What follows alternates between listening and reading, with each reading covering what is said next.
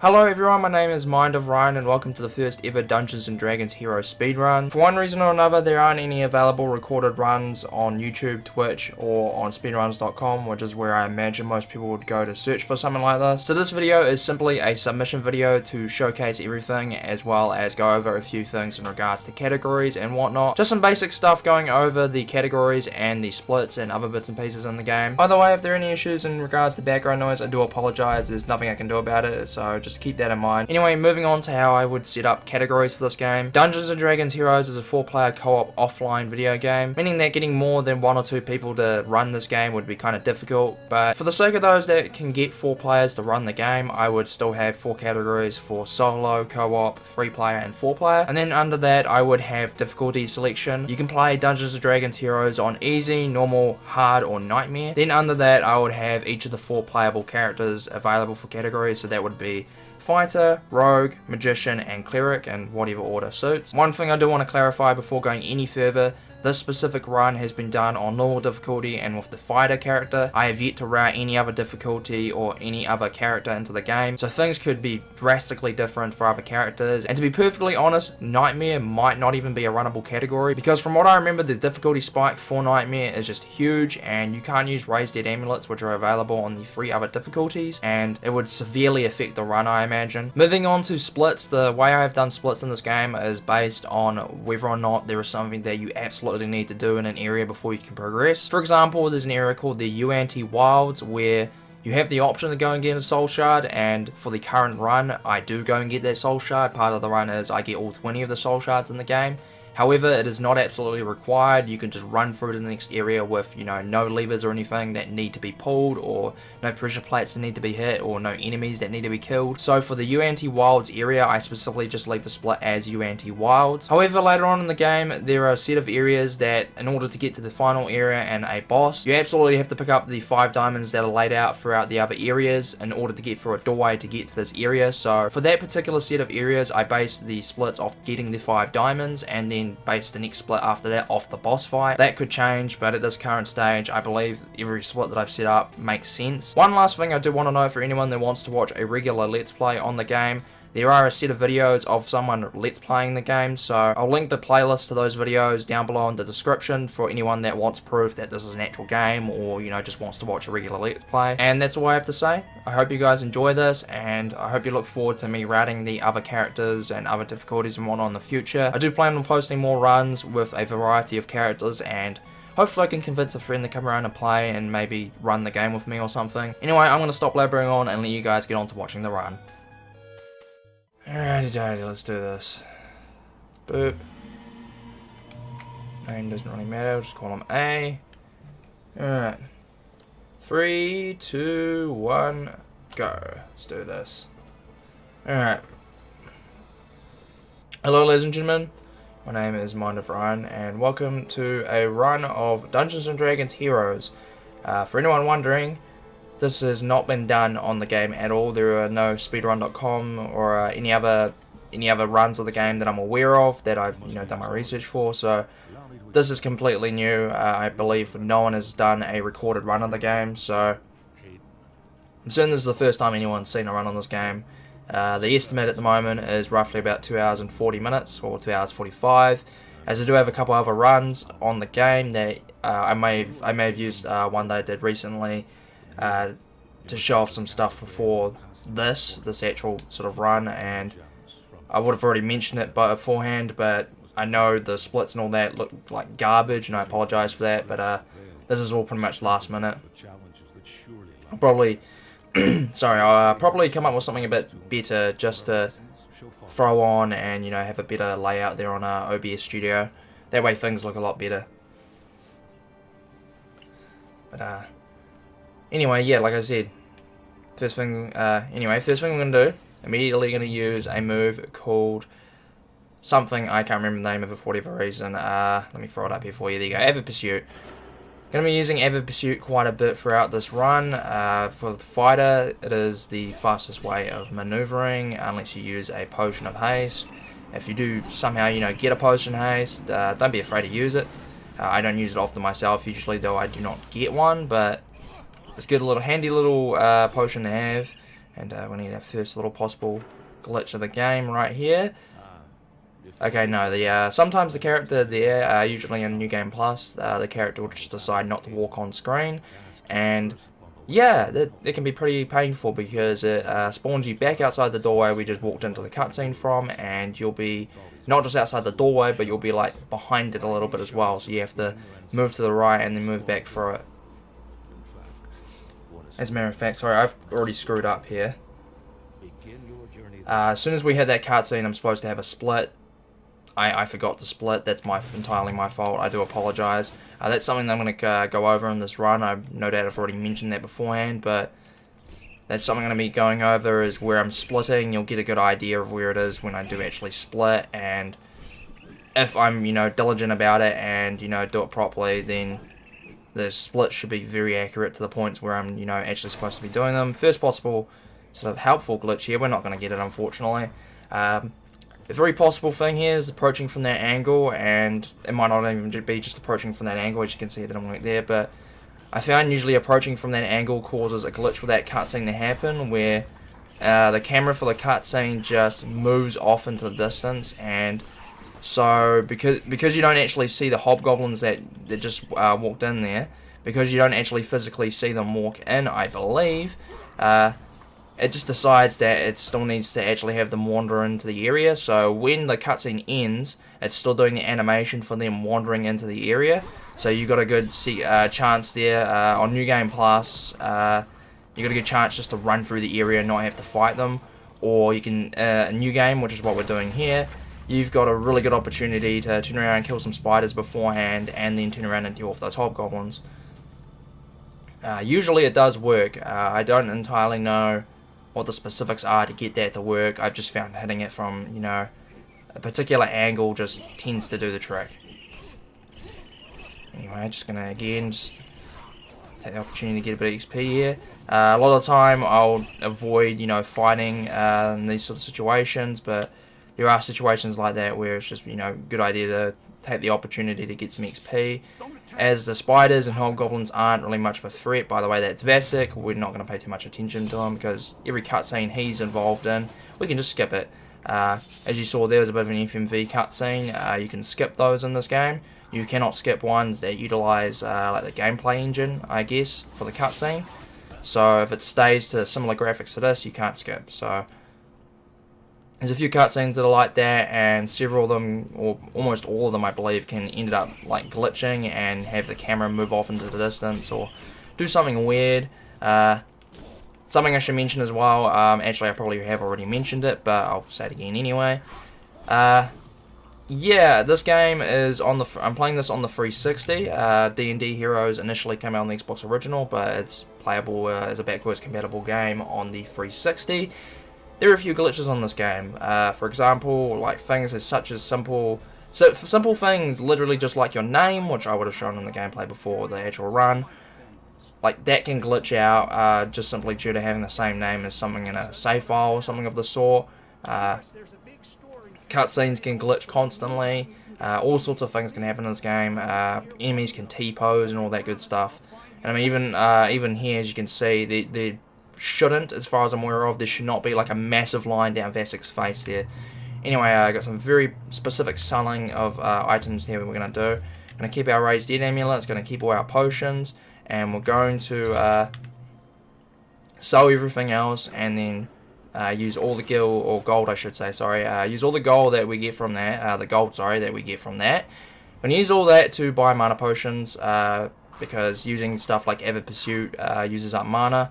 And like I said before, these sort of fights here, we just sort of avoid them. We just run by everyone and avoid getting hit, or try to take a minimal amount of hits. Usually, it's fairly simple to get around this area without taking too much damage. Sorry. The main thing is to try and avoid those fireballs. They can do a little bit of damage. I don't remember the exact number that they can do, but it can be upwards of 20, I believe. So I want to make sure we're not getting hit by those. But for the most part, they're easy enough to dodge. You have to get a little bit of bad luck to have them hit you. And you'll notice that I brought a map up there. You can just hit the right analog stick, and that brings the map up. And the purple quest marker that we've got there, we're going to go into that first, and we're going to have another split in a second. This is also why we didn't sell all of the knives there. There we go. Didn't quite get that split quite on sync, and it messed up this. So I might change that split, and I'm screwing up the knife throw here. There we go. That's what we wanted. That's all we're going to do in this room. Soul shard, grab the soul shard, and then just wander out and wander around and position the skeletons so we can get that throw off on them, and just gives us a whole bunch of kills for a bit of XP. The only problem with how many knives I use there, I've only got one left now, so there's going to be a bunch of enemies up ahead, a bunch of hobgoblins around an explosive barrel or a set of explosive barrels. I'm not going to be able to kill them, so that's going to cost a little bit of time, but that's going to be fine because there are a bunch of spiders further ahead of the area where I'll engage them anyway, so we'll get experience regardless. And I'm just going to be very careful here. The hitboxes for a lot of things on this game can be very finicky, so we're just going to run straight for the spiders and all these skeletons as well. But hitboxes on this game can be very finicky, so things can just go for no apparent reason, just can go your way or go against you. Anyway, we came out to another split here, the Ankh of Evernyre. So Vasek was telling us about this, and we kind of skipped the cutscene where he mentions this. He wants us to get the Ankh of Evernyre for him, so he can help us get out of the place. These are the crypts. The entire story of this game is we defeated this evil wizard called Kaedin 150 years ago, and he's been revived by a bunch of hobgoblins who thought they could control his power. Long story short, we've been revived, we're going to deal with him again. And this game is available to play up to 4 players, there we go, so boom, that splits a little bit off, but that's fine. Basing the timing of these splits, I'm going to have to heal for that. Basing the timing of these splits off when the text box comes up for getting the Ankh there, or getting certain items. And I could, in theory, base the splits off of when I leave or I enter certain areas, but I figured that since we actually have to do things in a lot of the areas that we go to, this is the thing that we would have hit to get a little bit of extra XP, or a good knife throw, a good dagger throw there would blow up those boxes and potentially get 3 kills, or would get 3 kills, which is very handy. Gives us an easy little bit of experience, but now we're just going to have to fight our way out of here. It doesn't matter too much because we got the level up anyway, which is good. Not going to do anything with this level up at all. All we want at the moment, all we wanted out of it was just, a little bit of XP before we leave the crypts. Sorry, the little bit of XP, what I'm saying. All we wanted was another level before we leave the crypts and before we end up fighting Bulette. Anyway, just going to run straight through here. And we're going to meet up with Vasek, and Vasek is going to comment, and we have the Ankh. You have the Ankh, it is saved. And now we're going to get a cutscene where he gets shot with an arrow and dies, and he drops a key. And this is called the Skull Key, or the Silver Skull, I should say. And the door for it, as you can see, the quest marker, the dark beige, I guess. Excuse me. That quest marker we literally just ran straight past. For in theory and on New Game Plus, we would just go straight to that and just run straight through and onto the next area, which is Bulette's lair. But we kind of need to come get we kind of utilize this opportunity to come get some experience with a health fountain nearby. Routing for this game isn't 100% complete so far. This is just a good spot. I figured to try and get some extra experience, and it's why some of the other areas aren't entirely it's not a run killer if I don't get experience, say, on those explosive barrels. Just gonna go ahead and kill these guys. It took a little bit longer than it should have, but the main deal is that we didn't take too much damage, and didn't take too much time really. And actually, as you saw there, we picked up a bunch of stuff. One of them's the Ring of Meditation. All it does is decrease the amount of willpower that it takes to utilize certain maneuvers, or any maneuver that takes has a mana cost or a willpower cost. But maybe use the Silver Skull, open up the gate, and all we're going to do is run through to the next area, which is Bulette's lair, where we will fight Bulette. And that's a fun boss fight, so I'll be going over that in a second. So we're entering Bulette's lair now. And all we're going to do here, as soon as we enter the Bulette's lair, we're just going to put on another Avid Pursuit, run straight into the boss fight. There's a whole bunch of items that we could grab there, but not really interested in grabbing them, just want to get straight into the boss fight. I did initially have it routed. By the way, this can happen. Sometimes sometimes Bulette chooses to charge and chooses not to charge. Hopefully I can maybe get a good angle here. I don't know if I got quite the right. No, I didn't. So Bulette's, whether or not Bulette charges is RNG. Usually Bulette will try and, like in that situation, Bulette will try and headbutt you, or will try and bite you, or do something, and then Bulette will charge. But it can happen where Bulette just decides to charge anyway, so here we go. We want to try and get these two bottom ones first, because the exit to this area, to Bulette's lair, that is up the top, and we want to, you know, have a very fast path, you know, just so we can go straight up and from when we spawn in, sorry, after the boss fight. We're gonna get a whole bunch of hits here. Basically, the entire deal with this boss fight is that Bulette's gonna charge in these crystals. You gotta lure Bulette into charging into these crystals. Then, when, as you can see, if you've seen there a couple times, Bulette loses its armor. We hit Bulette about 8 to 10 times. I'm gonna get hit by that one. That's fine though. And after we finish this boss fight, we're gonna spawn in the middle of the room. So, because Bulette drops leather boots of vipers, I believe. Because Bulette drops that, we want Bulette sort of up here, because then we can just run straight to Bulette, pick up the boots, and then head on out. I'll put the Bulette's boots on first, and then head on out. Here we go. Boop, boop, boop. Not going to get a good amount of hits in here. It's unfortunate. But now that we've gotten Bulette to charge into every set of crystals. Sorry, now that I've got every, now that I have gotten Bulette to charge into every set of crystals, I can damage Bulette any time that I want to.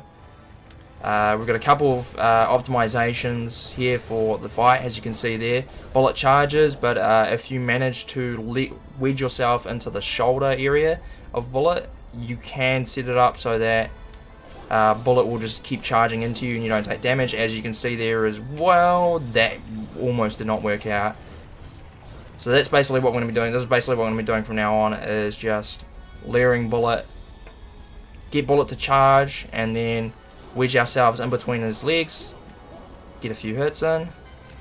That was a bad one. That can happen, but it's better than taking the hit. We got some hits in here anyway, because that wasn't a good one as well. That's fine though. And Bulette. This is something new. This is something entirely new. I've never had that happen before.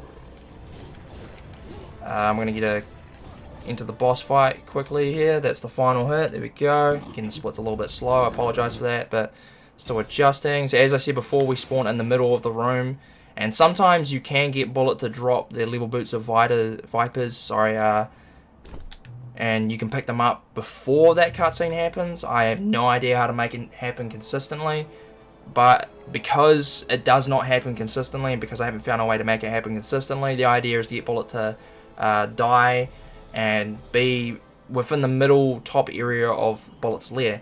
So that way you can just run straight up, grab the boots, put them on, and then run through to the swamp here. By the way, again, because it's on the 360, as a matter of fact, I believe this is an issue on the Xbox Original as well. Frame drop is a massive issue in this area, or in this particular cutscene, and I think this is the starting area of the swamps here. Anyway, there's not too much we're going to be doing in the swamps here. We're just going to be picking up our second soul shard, or our third soul shard, I should say, sorry. There we go. Actually, I might need to make a check for that. 100% certain. But anyway, we got the soul shard, and we've got like a little filtered area here where we can sort of get enemies to come into one particular area and just take them on. We got some throwing daggers of stunning. That's going to be helpful in a little bit. We've got too many enemies coming through. I'm taking too much time here, so I'm going to just throw on a Ever Pursue, and what I'm going to do is bring up the Rod of Miracles. Hold on, there it is. And we need the Rod of Miracles potentially here if things go wrong. We should get another level up in a bit here. on, baby. Actually, I need it.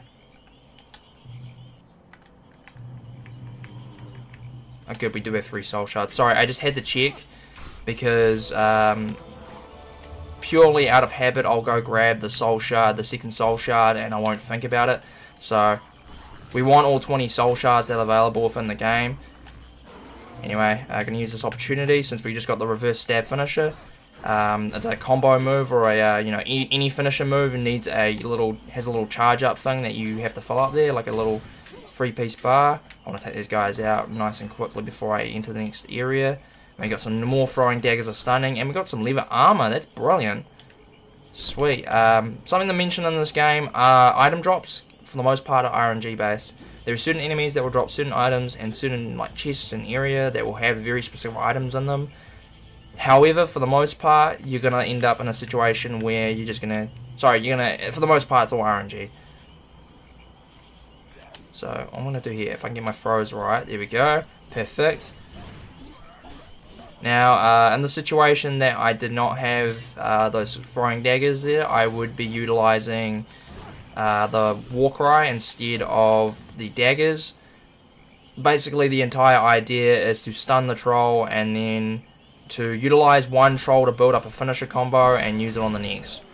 Because the swamp is a pretty bad area for just trying to run straight through it. More or less, we're just going to try and take out all the enemies nice and quickly and advance on to Castle Baele. Only real sort of thing that happens in this area of note is a certain fight with a bunch of trolls. One of them has a particular green glow to it, just meaning that it's like the boss troll of the area, I guess.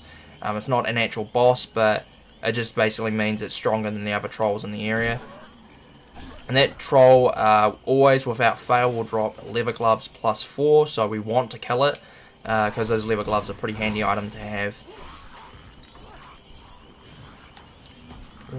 For that, okay, yeah, that got us. That's going to get us as well. Can't do much about that.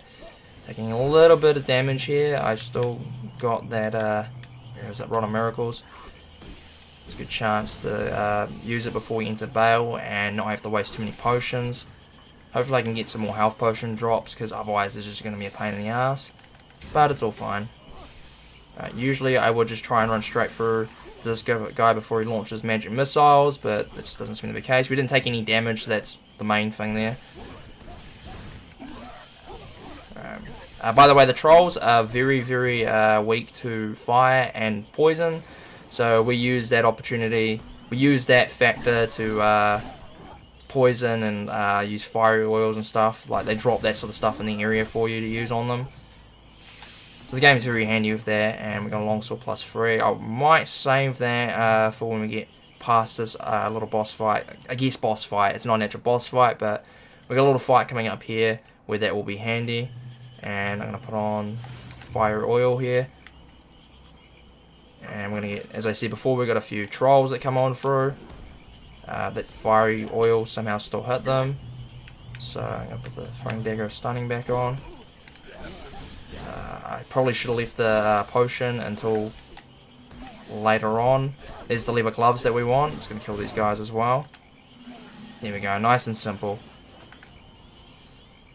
And that's the swamp area, nice and simple. Nothing much happens there. Just run through, kill all the enemies, because they will just chase you into the next area, so you have to kill them, and then just continue on. So again, and we're going to set ourselves up. We've got front daggers of stunning, perfect. We're going to have a split coming up in a second. Arrive at the Castle Baele. That's when the split happens there. Because again, nothing much happens in the swamp, so I could have a split at the end of the swamp there, but I just choose not to. We might die here. Yep, that's fine. We have a thing in the game for every difficulty but Nightmare. That is the I'll just see what the scimitar does. Scimitar, I should say. It does more damage, so we'll keep that on. But I completely forgot what I was just saying. I apologise. Anyway, just run on through to the Dragon's Tankard. We're going to meet a bunch of rogues here that have been forced into the tankard so they don't get hurt. We're going to go ahead and talk to them. They're going to mention, they're like, oh my god, this person's come to Baele. We'll give you a deal. Like, basically what they were doing, they were in the Great Hall, I believe. That's just sort of up in another sort of part of the castle. And basically, they've just given us a deal that if we deal all the trolls that are about to spawn into the market here, if we kill them all, they'll give us the Great Hall key so that we can enter the Great Hall and go grab the Treasury Key. And after we do that, we're going to go to the shop as well, and basically it's how we progress throughout the game. So what we have to do here is kill a whole bunch of trolls. I'm not entirely certain on the exact number yet. It's something that I need to sit down and calculate and figure out. But they've all got very specific spawn areas, so we've got a health potion, that's good. Same strategy we used in the swamp. The only difference is that since the swamps can throw, since the trolls can throw stuff at us, we want to try and avoid those stones that they throw. Unfortunately, we got there we go, 10 trolls remaining. So I'd say there's about 15 trolls in the area. For whatever reason, as a kid, I used to think that you had to kill 100 trolls in the area, but that's just nowhere near true. Don't know why that is a memory held in, but whatever. So we get another level up here. Every few level ups, we get an opportunity to increase a specific stat. As a fighter, we want to just increase the strength stat, and that is it. Each stat, like in any RPG, they do certain things. You increase your strength, you get stronger. Increase your you increase your dexterity, your accuracy goes up. You put up your constitution, your health goes up. You put up your charisma, items. You can sell items for higher prices. Again, that could be something that I could change in the run and put into the run, is instead of increasing strength, increase the charisma. It would be an interesting thing to do and see if they want to make it easier to get certain items or to increase the amount of potions that we buy. We're going to have a scimitar here. Those drops in this particular run have been quite good for weapons. So when we do get to the shop, the Baele shop, we will have plenty of stuff to sell. So we have heaps of money to buy potions and whatnot with.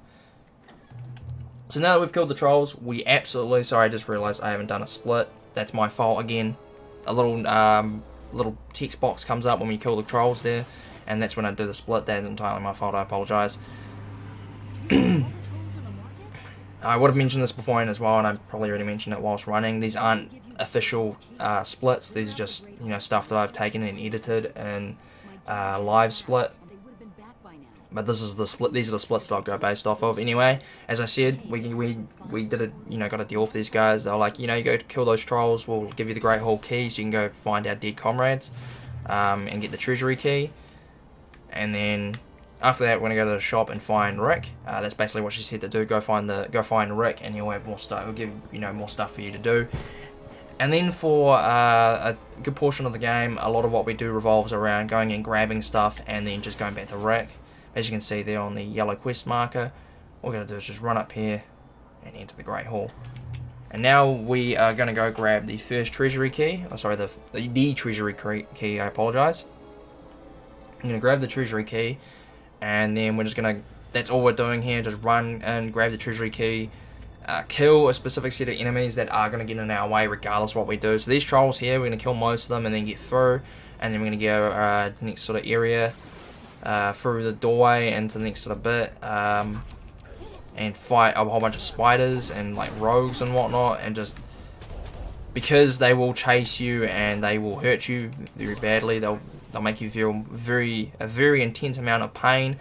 We want to deal with them and make sure they don't follow us to where the key is, and we got hit by that. Unfortunately, that can happen. The trolls now have a charge move which stuns you if it does hit. You basically don't want to get hit by it. Simple as that. Especially with the amount of enemies that are up ahead. It's just not a good idea to let yourself get hit. Let's see if we can get another health potion or something. Actually, I've still got a lot of miracles, I believe, so I'm going to keep that on just in case. That's going to be very handy here. So we have a whole bunch of spiders here. We're going to kill a good portion of them at the very least. We're going to have a health potion there. The items that are set on the tables and whatnot in this area, they're all very specific items. Like, there's no RNG to getting, a potential group of items. They're all the same items. Also, just up ahead here, when I kill the spider, I'll show you. Up ahead, we've got a lever here that stops that fire. And what is in that fire is a very specific set of leather gloves or leather boots, one of the two. So we've got the leather boots of dragons. There's another furnace with the leather boots, so the leather gloves of dragons in them. And we're going to go and where you get the treasury key from is also where that lever is. So we're going to kill the 3 trolls that are there and push the lever. And then we're going to go grab, it's just up around the corner here, we're going to grab it on our way back. And basically just utilize it as an item to sell to Rick, so we can buy more health and mana potions. And I had a feeling that was going to happen. Something to mention as well, I got killed again, that's unfortunate. So I think we're down to just the 1 raised amulet, I'm not entirely certain. So we've still got 1 left, so I'm going to have to buy a couple. I want to make sure you have at least a couple raised amulets. So as I said, there's another furnace here. And as I was trying to mention before, we can kind of counter the troll charge here by using finisher moves, because finisher moves, for one odd reason or another, we got the treasury key, so boop. I apologize, I was a bit slow on the splits. I'm going to be a bit slow on the splits, but I'm sure no one's going to mind. And we got a long sort of win. Usually that's the first time I've actually gotten a fighter-based weapon out of that drop. That troll always drops some interesting form of weapon, and usually it will be like a cudgel or it will be something else of the sort. And I almost forgot to grab the leather gloves of dragons. And you'd think that we'd keep that and equip them. Nope, we're going to solely utilize them to sell. We're going to sell them and just utilize the money to buy more potions, or utilize the gold specifically to buy more potions, because potions are a very essential part of the run. You need to buy a lot of potions. Particularly with one of the portals as well, where things get very laggy and just get very, very painful. It gets very frustrating. For anyone that has played the game, it is the ice portals. By the way, we're just going to ignore these guys since we are leaving the area. They won't follow us out. We're just going to ignore them and leave and go back to the market and go straight to Rick. And he's going to give us, he's going to start giving us a bunch of quests. And all it is that we just all those are a fetch quest to go grab a bunch of scepters and open up the portal hub area. Anyway, that's the first thing we have to do. And you'll notice there is a shop right by the Great Hall where we just walked out of. We can use that shop, but you don't get any better prices or anything for selling anything. And it's just better to go to Rick, because he's got all of the quest-based, stuff. He's who we need to go see to learn about the scepters, and he knows where they are. He knows the location of 3 or 4 of them, and the 4th one he knows the general area that it is in. So we're very reliant on Rick at this point. So anyway, he's just lamenting on how interesting it is, or how surprising it is that single warriors come in and manage to take on all the trolls and deal with the Great Hall, and basically do what the rogues had set out before in the Dragon's Tank Yard. I forget the actual name. They do have a name as a group. I can't remember it for the life of me, but they can do whatever we were able to do there, grab the treasury key and all that, and Rick is very surprised and he is amazed, so he reckons we have a good chance at helping Castle Baele, and we're going to go ahead, he's going to go ahead and give us, sorry, he's not going to give us anything specifically here, but he's going to tell us about the jeweled scepters. We're going to go get them, and it's all more or less just all a bunch of fetch quests, a little bit of fighting here and there, but mostly we're just, going straight to the jewels and to the scepter, sorry, and just getting them that way. Alright, and like I said before, we have a whole bunch of stuff to sell here. So we're going to sell that. We're going to sell the daggers of stunning. We're going to sell most of these skeleton keys. Again, leave all of our health and mana potions alone. The elixirs of dragons we're going to sell. You can increase your constitution permanently by putting that on, but we don't really need it. It's not really, helpful in any way. So if I remember, we had a few more will potions than mana potions. So we're going to buy a few more. There we go, it still works out. Just use a couple to make sure we're on full health and full mana or full willpower. Alright, so now we're going to go into the treasury. So we got the key for it just before. We're going to use that key again into the treasury. Literally all we're going to do is, there is a little bit of fighting. I'm going to go to where there's a health and mana fountain, and we're going to utilize that opportunity to get a few kills and level up. After that, we're going to go hit a certain lever, which gives us a raised dead amulet that's in the main room that you're going to see here. And I'll sort of run by and sort of mention it's either this one on the left or this little sort of caged off area on the left. I think it's the middle one that we passed. And there's a lever off to the area of the right there that opens up the one with the Raised Dead Amulet, and we're going to do that and take that opportunity to get an extra Raised Dead Amulet. Simple as that.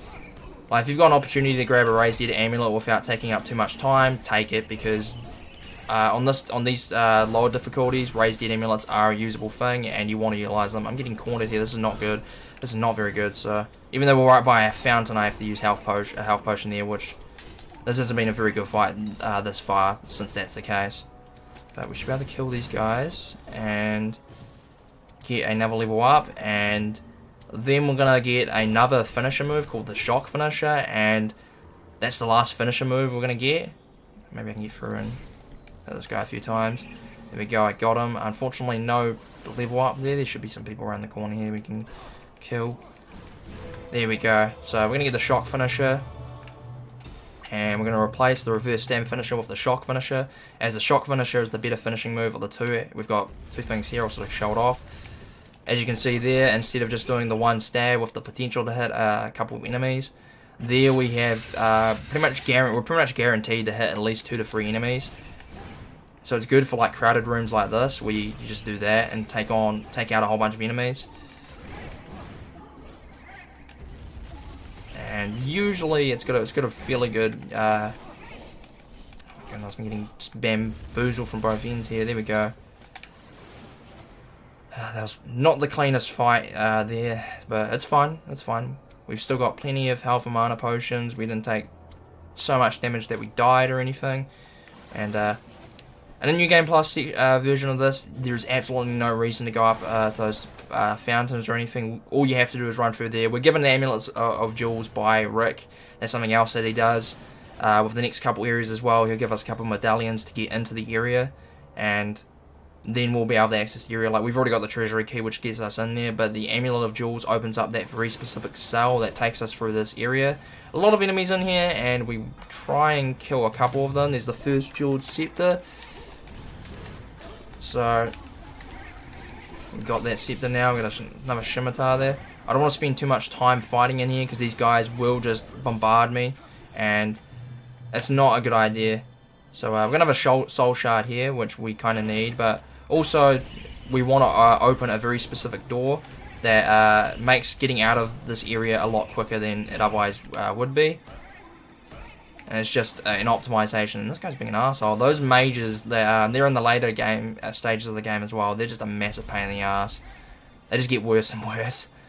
And there we go. That lever opened up this door, which was a block door. If we had tried to enter this door from the market area, we would have gotten a message saying that it's locked from the inside. So simply we just come in, pull that certain lever, and then we exit the door. Makes the treasury area very, very quick. So we've got one jeweled Scepter, and Rick's going to lament on how we've gotten it and gone, oh sweet. Here's the Moon Medallion, I believe. That's going to take us into the barracks, and we're going to go find the second jeweled Scepter in there.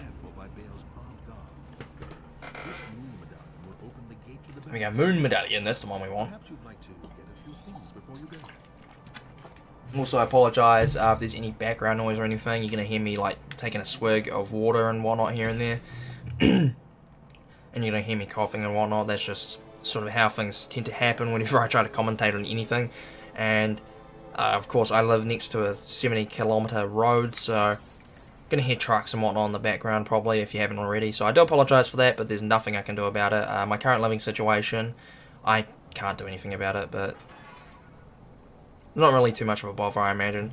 Anyway, here are the barracks, and again, got a jeweled Scepter to go find. And again, sorry, I could have based the splits on just entering and exiting the area, but because on D&D Heroes, with most of the areas in game, the idea is that you've got something that you're doing. The swamps, for example, is like it's a good example of an area where you're more or less just trying to get through the area. There's nothing that you have to specifically pick up outside of that soul shard, and that's entirely an optimization thing.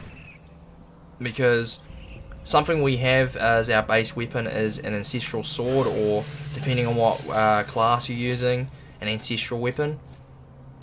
And what happened as well with the battle 150 years ago with Kaedin, before he kills you, like directly before he kills you, he curses your weapons and causes it to break up into shards, and so there's a whole bunch of soul shards scattered throughout the world, and we want to pick up all 20 of them to bring our weapon back to full power. And you know, instead of trying to worry about grinding the hell out of the game and get into, like, I don't know, level 200 or something, which you can do on this game, we want to just focus on getting those soul shards for the final fight of Kaedin.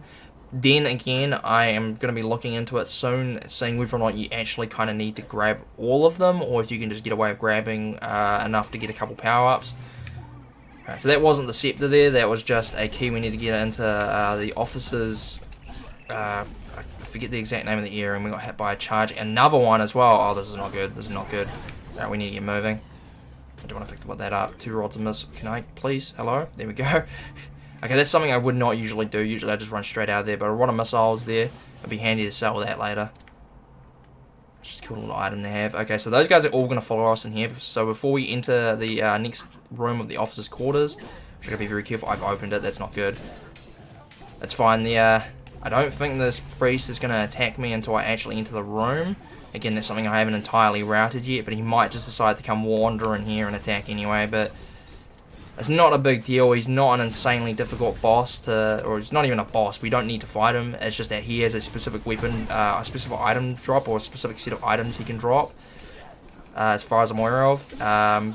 So there's a chance to get, like, skull armor off the priest in here, and we want to take that opportunity to potentially get, like, a good set of skull armor out of him. There we go. There's the second jeweled scepter. So now we're going to take him out, and all he's going to do is just, he's got two moves that one takes away our health and one takes away our mana by biting us, and then his main move that he'll use is he will throw boxes at us, and then we killed him, and he drops scale mail +2, which is good. And of course we're going to get a bunch of enemies coming through this doorway, so I'm just going to, actually no, there aren't, doesn't seem to be any enemies. That's actually fairly unusual. Usually there'll be a bunch of enemies, like mixture of trolls and rogues that spawn in, and you'll have to kill them because otherwise they just block the doorway, but that didn't happen, so got very lucky with that. I'll take that opportunity to get out of there a bit quicker. Things aren't going too bad here. I noticed before when we first saw Rick there, that was only on like 29 minutes. When I first started running this game, I was getting to Rick's shop, I was getting to the castle shop with about 35 to 38 minutes. So it's good to look at the timer that I've set up, the splits that I've set up, and see that I've made a pretty decent optimization of several minutes worth, so just something that's good to see, but it gives you an idea of what I've been trying to do in this game, and I've been trying to optimize things before submitting a specific run of it. Alright, so now he's going to give us a Sun Medallion, and this is going to get us into the Church of Baele. And again, since we just went into a secret area there before to get the soul, not even the soul shard, sorry, to get a whole bunch of items, we're going to sell those items so we can just get a whole bunch of, like, potions and amulets, or we don't need to buy any more amulets at this stage, but it's just good to be able to have a lot of potions. We're not going to sell the Beserker brew because it's going to be handy for a boss fight coming up. The blood necklace there, I actually need to use that Tome of the Pupil. Again, that's something that I will potentially take out of the run, but at the moment I'm going to keep it in. I believe we've got enough for about 35 health potions, and they're 23 will potions. That should be a pretty decent amount. There we go. And I'm going to use that Tome of the Pupil whilst I'm here. And all that gives us is 10 level up points, or 10 skill points to spend on moves. We've got a very specific set of moves, obviously, as you would expect in this sort of run, that we're going to grab. Also, you can grab stuff like wear plate mail or use plate mail, something like that, or like specific weapon ones where we've already unlocked the ability to use every type of fighter-based weapon in the game, but you can just level it up to make it so that those weapons are more effective. Say, for example, long swords. You can make long swords more effective. You can make scimitars more effective, and the only other sort of thing we had like that is the ability to wear certain levels of armor. As a fighter, we automatically get the option to be able to wear scale armor, which is the maximum they got on the moment. And I believe after that it goes up to chainmail, and then goes up to splint, and then to plate. And you have to actually unlock the ability to wear those. So at a certain point we'll be unlocking that stuff alongside as unlocking certain like level ups and whatnot. Like there's one more level of Avid Pursuit that we're going to be grabbing. Anyway, here's another soul shard and our first level up. And we get a little thing here. Again, I haven't routed this as a split because the main deal of this area is grabbing this Jeweled Scepter, but it's something that I might change in the future, since it's a pretty big deal specifically when it comes to grabbing soul shards. Anyway, we're going to open up a couple chests in here, and usually you'll just get like Raised Dead amulets out of it, but there is the chance to get other stuff. We kind of just want, grab a couple of Raised Dead amulets and just leave. Going to use another Avid Pursuit there, just so we can just charge out of here. You'll notice that we spawned a fair bit away from the doorway, so we're a bit ahead of these rogues and whatnot. So it gives us a chance to sort of get away from them, although they will chase us into this area. And now we're going to actually enter the church. As you can see, the only reason we went all the way around that way, and this is one of the reasons why I've been inquiring whether or not that, I need to grab all the soul shards, because that would cut down the time spent in the Church of Baele by quite a bit. Anyway, as you notice, I'm trying to specifically kill these priests, and I'm taking a lot of damage at the moment. Actually, I got an idea. That's not the right one. That's what I wanted. That way I'm not taking too much hits, but there we go. That's what we needed to do. Don't need to kill any other enemies in the church other than the priests, and that's because the priests unlock certain doors that we need to get through to get to a lever that unlocks a hidden area. Just being a pain in the ass. There we go, get away from him. Get a finisher move in on there. There we go. So that door that's just across from us there, that's opened up that. Now we're going to kill 2 priests in here to unlock the next door, so that we can hit a lever that has 2 priests guarding it. And they can summon more priests as well, I should mention. You've got to be kidding me. I just took a huge amount of hits there in a short amount of time. That's never happened in that room before.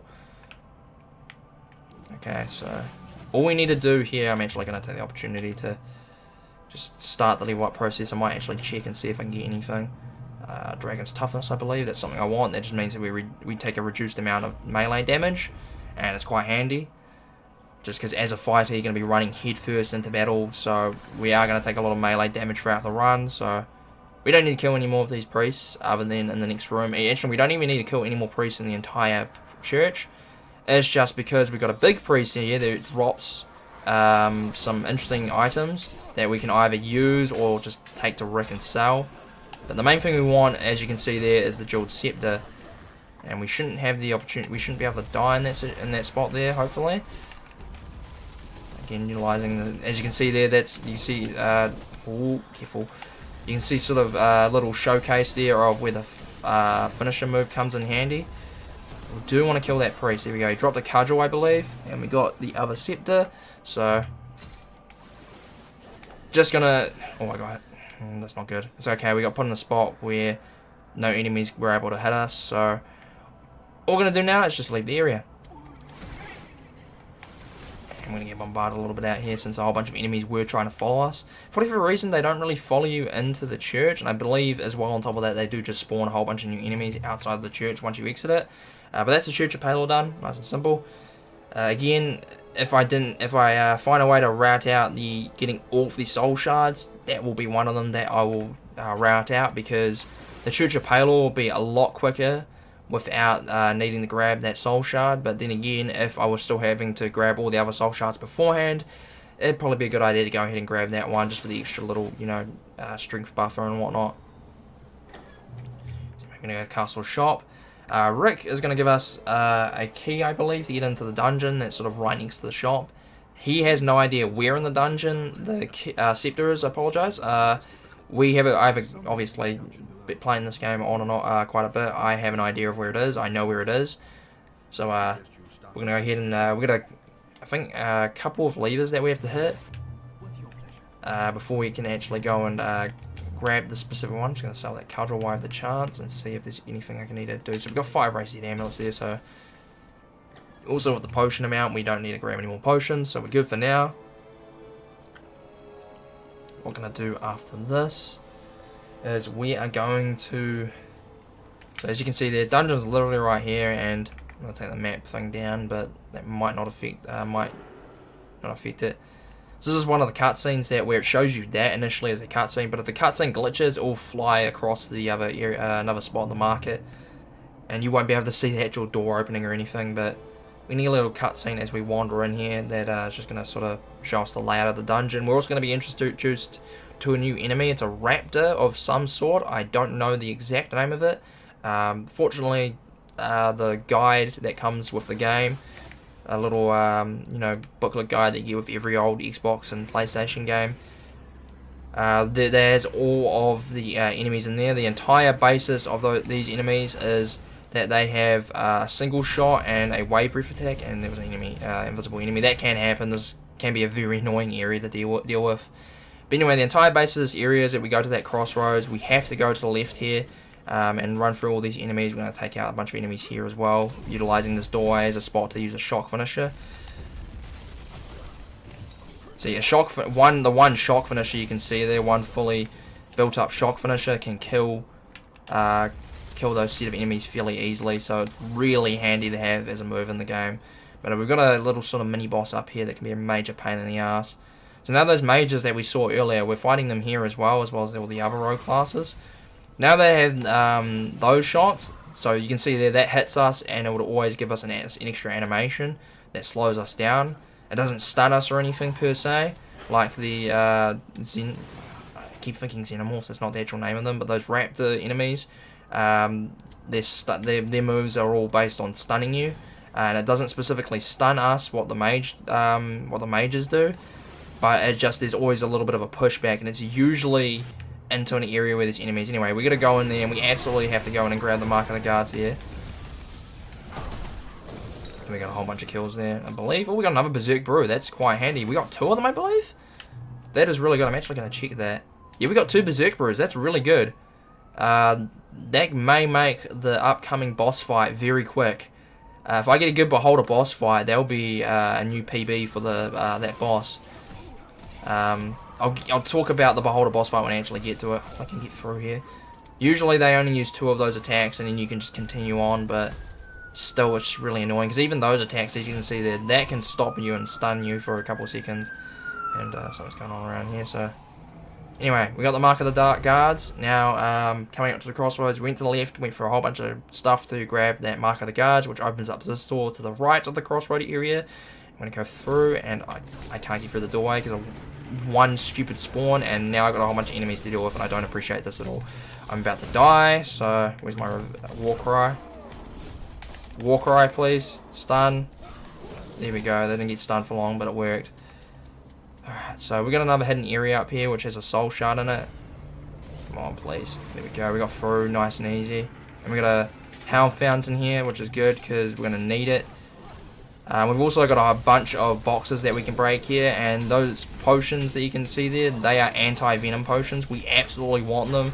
They'll be very, very useful in the next area, which is classified as the nature gem area. By going in and grabbing what we need to, that will give us the nature gem.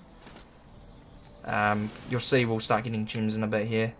And again, we just grab a whole bunch of stuff and just head on through to up here. Just avoid these people, and there's another sort of mini boss type character there. And we're going to come into a cutscene here, and then we've got a whole bunch of steam things to run through. That doesn't take really long to get through. And just depending on the cycle we get here, we're going to run through a specific way. Yeah, so if I run up too fast, I'm going to get a cycle where I run straight into those. So just take a certain path there to try and avoid as much damage as possible. I'm getting attacked by the big dude there, so I'm just going to quickly grab the jeweled scepter whilst I can. So we've got all 4 scepters now. Gonna try and take this opportunity. Yeah, might as well try and kill this guy now that we've got him standing here right in front of us. And I believe we've almost got him. I can't quite tell from this camera angle. There we go, got him. I'm going to kill the guy right behind me too, because he's going to be a pain in the ass. I got a lot of missiles and scale mail. I believe I already have scale mail +2, so that's not that handy. These guys are being a pain in the ass. And we got 3 mages in here, and they all do very similar things. So as you can see, that they have that very annoying move. And the reason that move is very annoying, there's another Berserk Brew. We're getting very lucky with Berserk Brew drops. Okay, there we go. The mages don't take much to kill, by the way. It's just they're very annoying to deal with. That's another Berserk Brew. Holy crap. I think this is the most Berserk Brews I've had coming through the dungeon areas. So anyway, now that we've got the Jeweled Scepter, we've got a door up ahead, so you come to this crossroads and we can finally go straight up ahead. You can, you know, go whatever path you want, but you have to do the left path to get the Mark of the Guards and the right path to get the Scepter. Now that we have all 4 Scepters, we open up this door, and there you go, Scepter door opened. We needed all 4 Scepters to open up the door. And now we're going to run down here and just avoid those enemies. Actually, yeah, I'm going to avoid them for the sake of pace. We should get enough XP from the boss up ahead, which is the Beholder. We should be able to, Beserker. This is Beserker there, that's incorrect. I need to update that split. That should say Beholder, that's my bad. So what I'm going to do is just put on, I believe we got 4 or 5. 5. There's another soul shard up here, by the way. So, okay, so Beholder, the Beholder has a very specific set of moves and a very specific way of attacking. It will like back up and then do a move. And basically what we want to try and do is corner it into a specific pillar or like into a wall if possible. And it can do a lot of damage. It's not that hard of a boss. But as you can see there, it's utilizing the opportunity to back up and hit moves on us, and can't seem to move very well here. Here we go. Usually it uses a mix of like poison attacks, magic missile, stuff like that. So we've got a very good position on the Beserker here. As far as individual boss fight times, the fastest that I've got on with the Beserker, I keep calling it Beserker, it's Beholder, but the fastest I've got on with the Beholder, which we just killed, is a solid 58 seconds, I believe. Okay, so we've got the Gem of Winds, and we got leveled up there, so I don't think there's anything we can really improve here. Yeah, we don't really have enough points for anything. So that opens up the wind door here. We're just going to go ahead and run straight through. I should have enough potions to deal with the anti-wilds here. The main thing is that I've got the anti-venom potions, which are going to be very, very helpful. And this is the beginning of all the gem areas, so just going to grab each area with the portal. Each area we go into that is the portal to enter. Gives you a whole bunch of potions to help in that area. And we've got the anti-venom potions there to help, so we're going to use them. Now we've also got this lady here that basically just asked us for help with the UNT Priestess, sorry. We're also going to get the Serpent's Ring, which is very helpful. It helps reduce the amount of damage and like other bits and pieces in regards to poison. So the amount of damage that's done by poison, I believe, drops, and the possibility of getting poison drops as well. Which is very handy because it's the main deal with this area, which is the Nature Gem area. So before with the Beholder, we got the Wind Gem, and that opened up this area. So this area contains the Nature Gem, which is going to open up the next area, and then that goes on until we get all of the gems, which there are 5 of them. So we currently have 1 gem. This spider has been a major pain. These spiders can be very annoying as well. They're very quick, and they leap at you as well, so they can like leap at you and hit you. And they're just a pain in the ass. We've got another health fountain here that we utilize just to come off the path a little bit, which is realistically like a little bit slower, but it gives us a chance to get some experience where we have a very lower chance of dying. I don't have to really worry about poison or anything of the sort. We still got 2 Berserk Brews. They worked out quite well. So I think that, by the way, is with that Beholder, that's probably one of the best Beholders I've ever had in terms of having items to help deal with it. We want to hold those Berserk Brews. That's another thing that we don't want to ever sell is the Berserk Brews are very, very handy for dealing with bosses since it increases your melee hit damage. So it's just naturally a smart move to have them available so we can deal with them. As you can see there, I didn't use an anti-venom potion, but it would be a good idea to, you know, use one there in that situation because poison damage can be a pain in the ass in this area. And we found another priestess, I believe, or another person, and she's going to instruct us about a very specific serpent's crown that's been stolen, and we have a side quest now where we can go and grab the crown. We are not going to do it. I currently don't have this routed into the run. Something that I'm pretty confident won't work, but I do want to try at some point, is grabbing the serpent's crown and taking it to the final area where we fight a boss called Yrthak.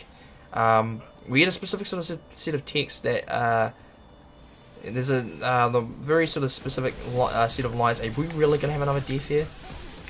Oh boy, this is a pain in the ass. So these are sort of areas where this can be painful. Got Skull Gloves +2. I believe that's better than what we have. Yep. So I'm gonna use them. We could theoretically go straight through the door that we just passed, but we got a secret here with a soul shard, so we want to grab the soul shard and grab, you know, a 3 raised dead amulet here. So do that, and then we're gonna come back out here and kill all these guys. We do specifically want to kill this guy that's just tried to flank here. Usually at this point, I actually won't have any scale mail. Like as I said, a lot of the drops in this game, as I said earlier, a lot of the drops are RNG based. So absolutely want to use the opportunity. By the way, it's another split there because the anti-wilds literally all we're doing is grabbing a soul shard. So I just keep it as named as anti-wilds. But I forgot what I was saying before. I apologize. Basically, what we're going to do now is we're now in the King's Fortress. The split, you'll notice that says pressure plates because. Okay, that happened. That can happen. I'm going to be very got to take note of the fact that these guys can poison you very easily, but even more easily is this spot here. Theoretically, you could just run through and get poisoned. The problem is that you don't just get hit once, you get hit on every spray. So you might, you know, take the one hit of damage that poisons you, but you get an animation for every spray that hits. So by putting the anti-venom the anti-venom potion on there, we don't get hit by any of them. You don't have to deal with getting poisoned. You don't have to deal with a stupid animation playing that screws you over and makes you hate everything. You can just run on through, and now in each of these sort of spots we've got a bunch of enemies here. And by the way, that's something they do throw as well, is those potions. I can't remember what they're called. Anyway, that's one set of pressure plates done. After this, we're gonna go to the other side of this area. We're going to hit another set of pressure plates, and that's going to open up the bridge that's sort of, you would have seen there with the animation. That's going to make it so that we can run across that bridge, and there's another pressure plate after that, and that's where the split's going to happen, just for anyone that is curious.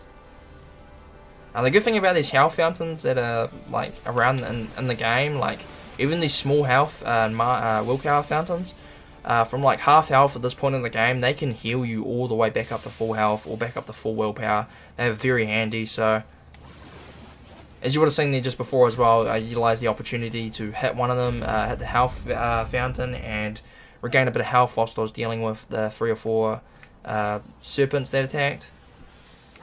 So yeah, we're just going to kind of ignore them. We don't need to take these guys on here, and that's very, very risky of me. Again, these sprays all run on a specific cycle, and you could, in theory, just run through them and get a good cycle.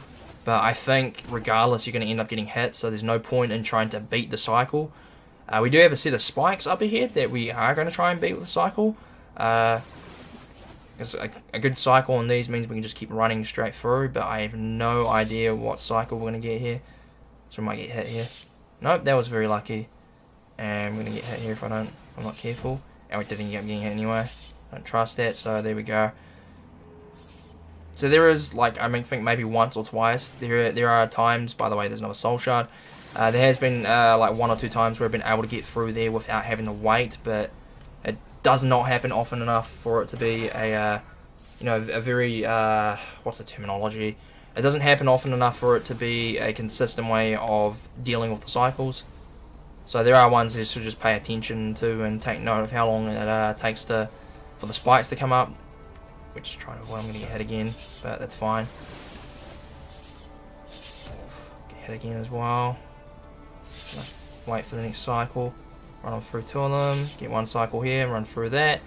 And I'm going to have to deal with these guys chasing us, unfortunately. We've got a bunch of people, a bunch of serpents on this bridge as well. I'm going to have to deal with them.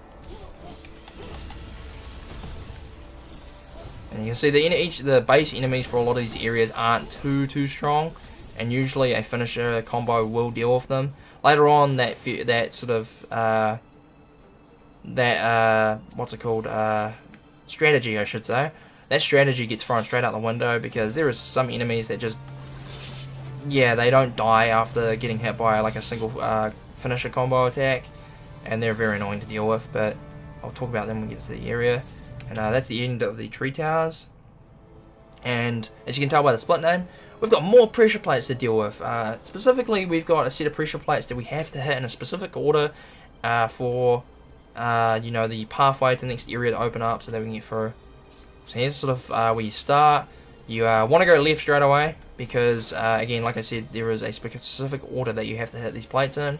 You're going to go left, then up, and same with the other area. We go right and then up, but we go left, up, then right. And then now we've got two different paths that we can take. One down the middle there that takes us to the middle area of this area, this stage.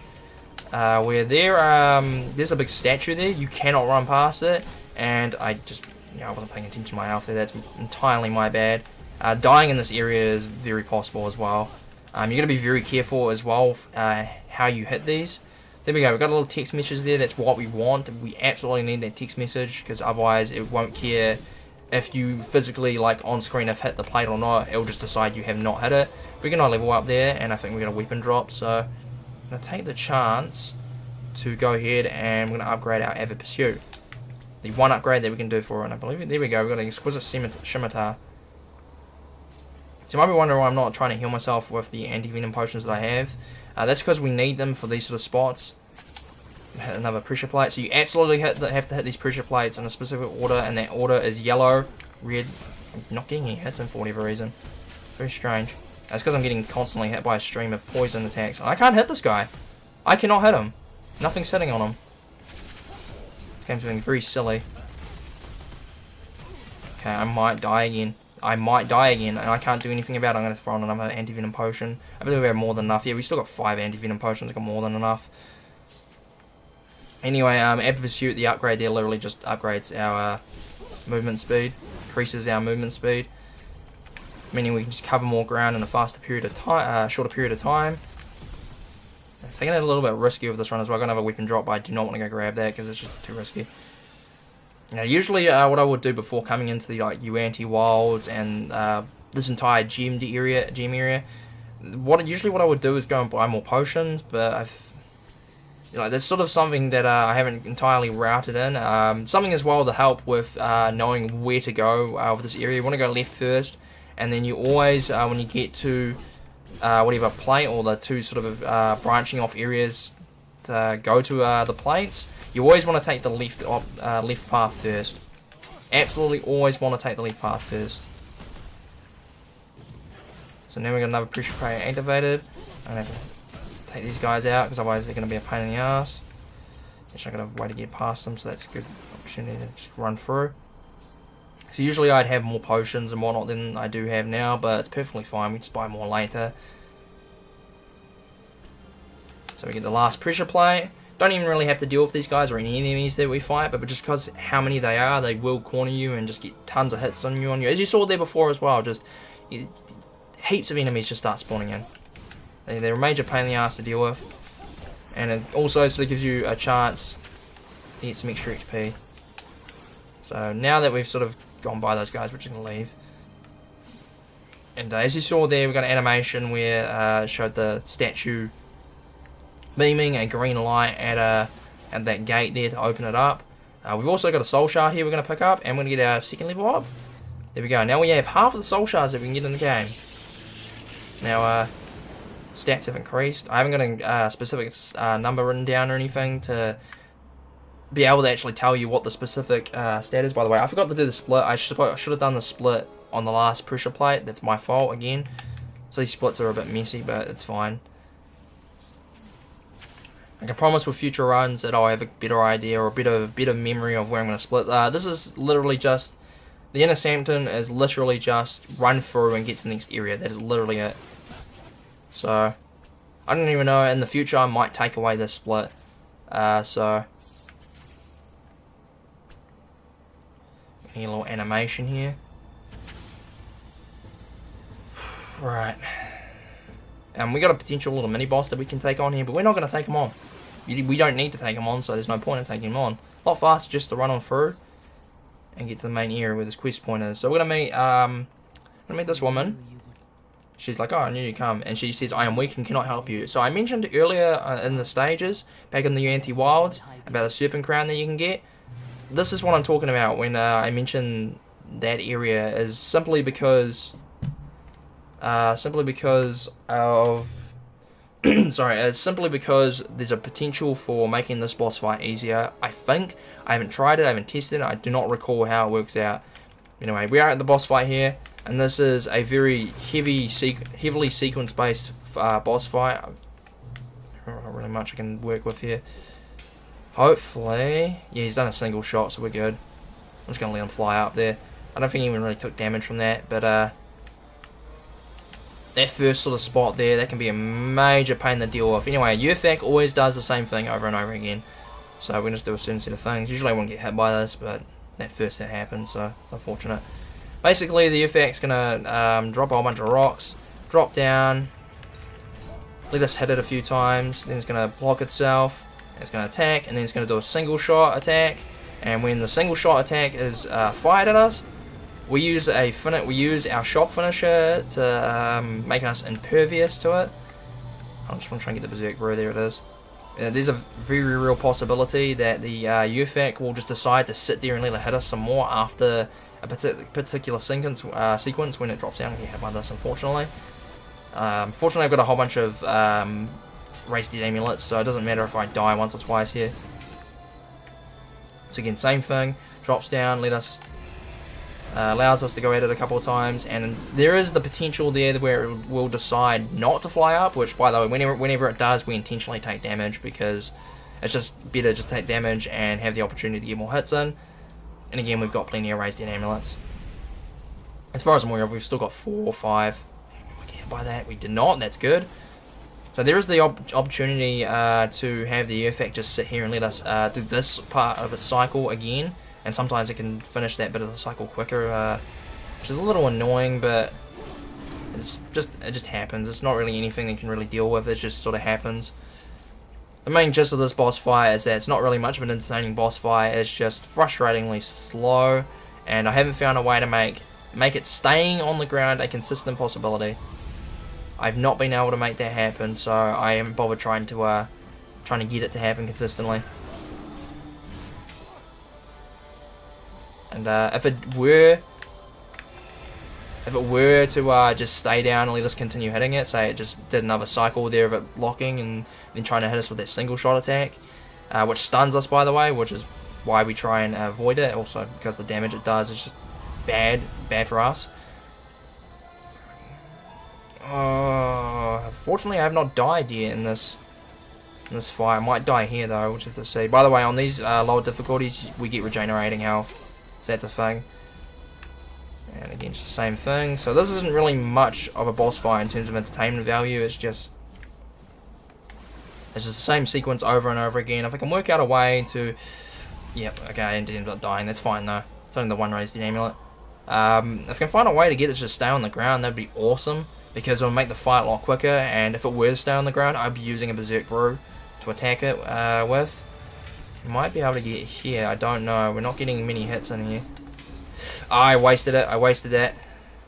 And I got hit by that as well, so if I can dodge this, I should be fine. We're good, there we go, that's fine. That actually worked out in our favour. So as you saw there, it actually sort of stayed down and let us hit it a few more times. I think the scale mail I've got right now, no, that's good. We want that scales vipers. So that can happen. I don't know how to get it to happen consistently, it happens. And now we've got the Gem of Nature. We're going to continue on. And this is going to we're going to take the chance here to go and sell some items to Rick and stock up on potions. And as well as on a raised dead amulet or two. We'll just have to see how much we need. Okay, I'm going to go straight to the portal here. You do get an item as well called the Warp Stone. And I don't remember the exact use, but the Warp Stone takes you back to the portals and can take you from portal to portal. So this is dialogue we get regardless if we come here before or after dealing with the Beholder and the Yrthak. So you can get a specific set of dialogue depending on like the order that you do things. It is quicker to try and do things the way that I've done them now and get the dialogue all in one go. However, I'd say if you don't have, like, as you saw there, I had about 30 odd health potions and 30 odd mana potions or will potions, and I still sort of, like, I'm down to like 13 of them. So as you can see there, unless you've got a pretty decent amount of potions, you kind of want to come in and sell some stuff and then buy a whole bunch of potions. It's just the best way to do things. So get rid of the anti-venom potion, we don't need it for now. There's a potion of haste, we don't really need it. I'd definitely be keeping the potion of haste if I were doing a run of another character. So I'm going to buy 1 or 2. We got a fair amount of money, so I'm going to buy 2 raised dead amulets for now. See how it goes.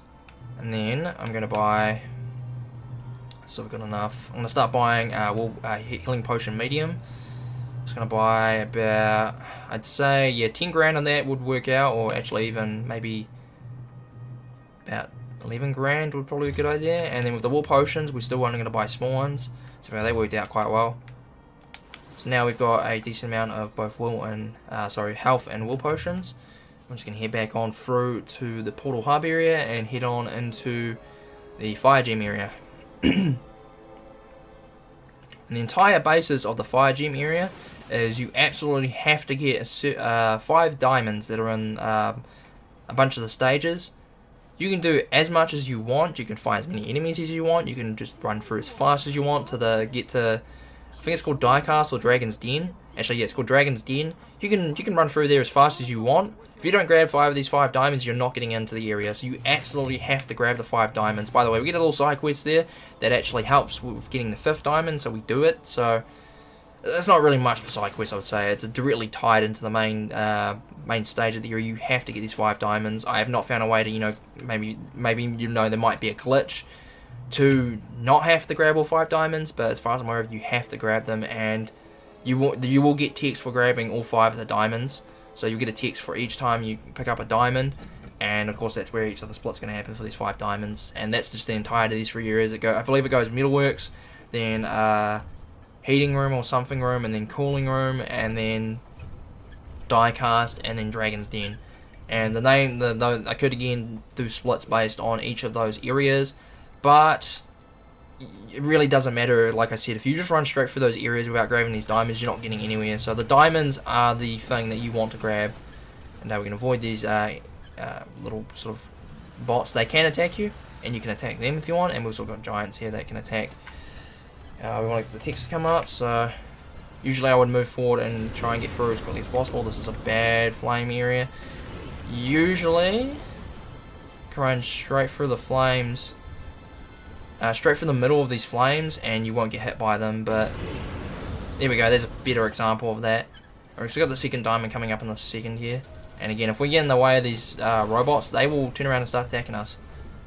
Well, they'll lock onto us and they'll decide that we're a problem that we need to be dealt with.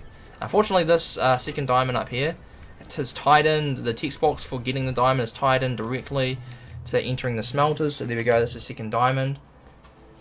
So now we're in the smelters room, and after this, there's, I believe, 1 diamond in the middle of a big flamethrower area in here, which is, without a doubt, one of the more annoying areas of this set of stages.